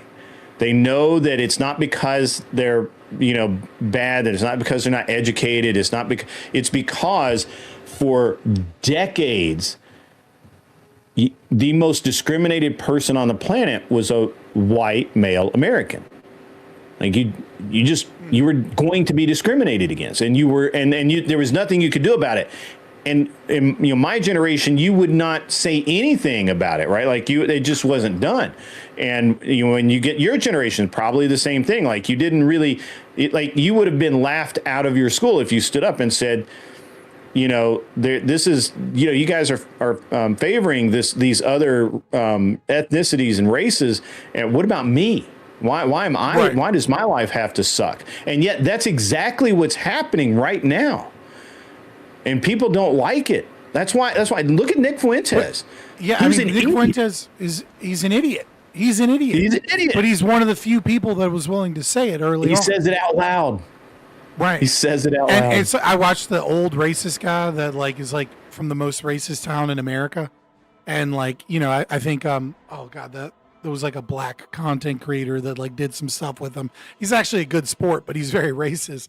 And there was some white girl identitarian Nazi type or something was talking to him, because I watch everything, and this is something that just generally baffles the left, because it's you're not keyed in on what's going on because you're afraid to watch it.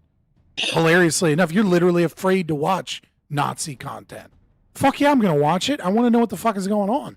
Right? Yeah. And he goes, and the young girl, she was like, maybe we should raise the voting age.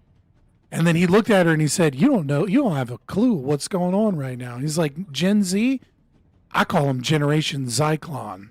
I was like, oh. And then it was some edit or something. It was a hilarious edit. But I was just like, he's not wrong, dude.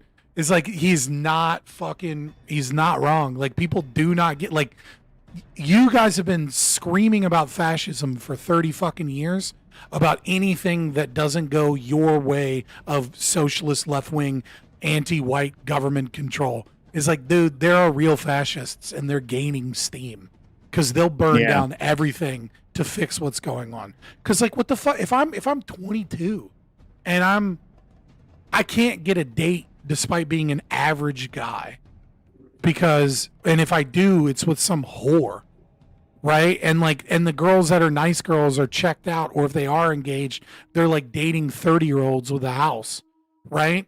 And I'm trying to start a business, but the taxes are too big. And I tried to go to a good college, but I couldn't. I had to go to a state school despite having better grades than everybody else despite being valedictorian. Right? And having extracurriculars because the color of my skin isn't good enough to go to a good university. And I can't get the right connections because I don't have the right skin color. And I know that I can't start a business with my new degree, even though I went to go get a bachelor's in business from a state school, because the taxes aren't crazy.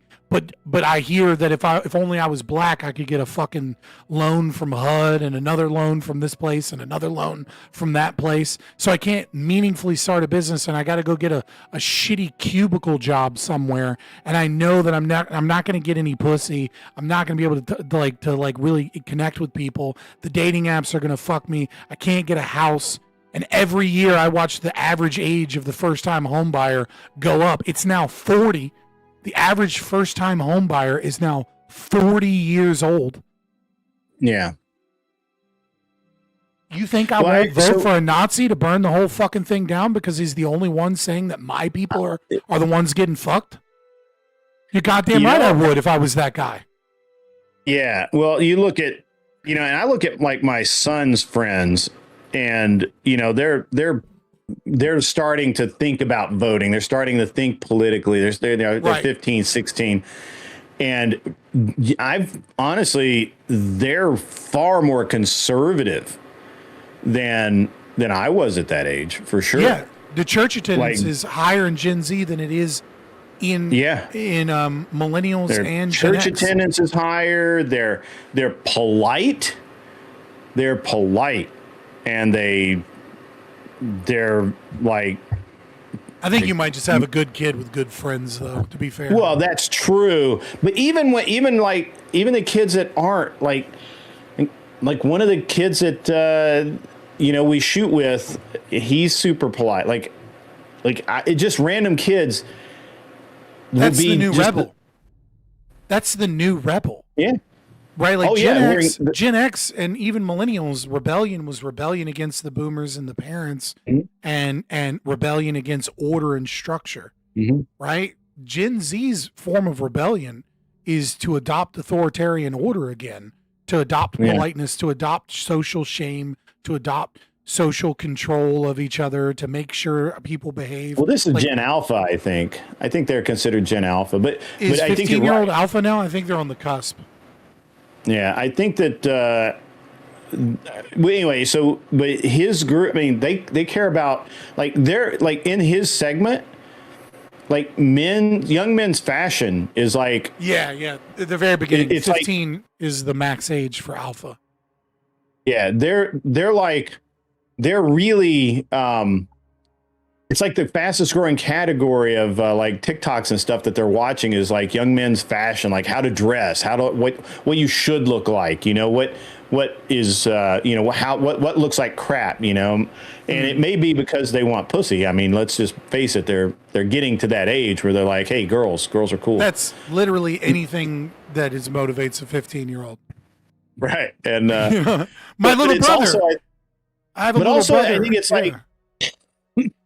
I also think that it's these guys are, they look around at these people, these fuckers with massive tents for t-shirts and baggy ass pants with holes in them or paint all over them and green hair or hair that's 5 colors and long and just scraggly looking, and they're just like fucking hippies. And my kid will literally be like fucking hippies, like a jaded Korean War veteran. Goddamn hippies! Exactly, fucking hippies. I man. literally heard my gotta son get was out of here. Fucking hippie. All right, man. That's Go be fucking a hilarious, hippie. man. I'll be on the panel tomorrow with Prime, and I'll see you around, dude. I'll I'm see back. if it's a good prompt. I'll see if I can make it, but I've got a bunch of stuff to do tomorrow, so I may be racked out. All right, brother. All right, man. See you. Peace. All right.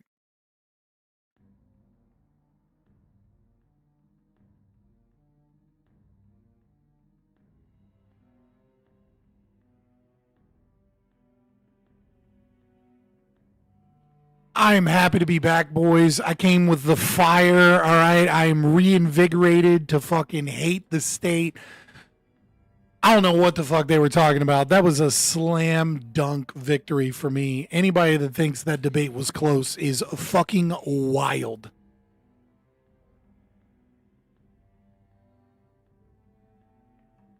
Fail, Fabian. All right. I appreciate it. I'm glad you got your homework done, Elliot. Happy to have you. I'll be back tomorrow. I'm gonna hop out of here. Get a little something to eat. Relax. Heckin' fippies. I think you can just say fucking hippies, dude. I think fuck is loud. And delivered in Trump sweets. Don't take it invigorating to hate the state. Does it take invigorating to hate the state? It does with a passion, to not be broken, to not get nihilistic about it, But nevertheless, I'll see you guys tomorrow. I'm gonna relax. I appreciate you guys, and join the Discord, like, share, subscribe. Discord is where the notifications go. Follow me on Twitter or X or Zitter, whatever you want to call it. Those two places, I'm there even when I'm not streaming. So if you're trying to get in contact with me or just see what I'm up to, that's definitely the place to go. I love you guys, and I'll see you tomorrow.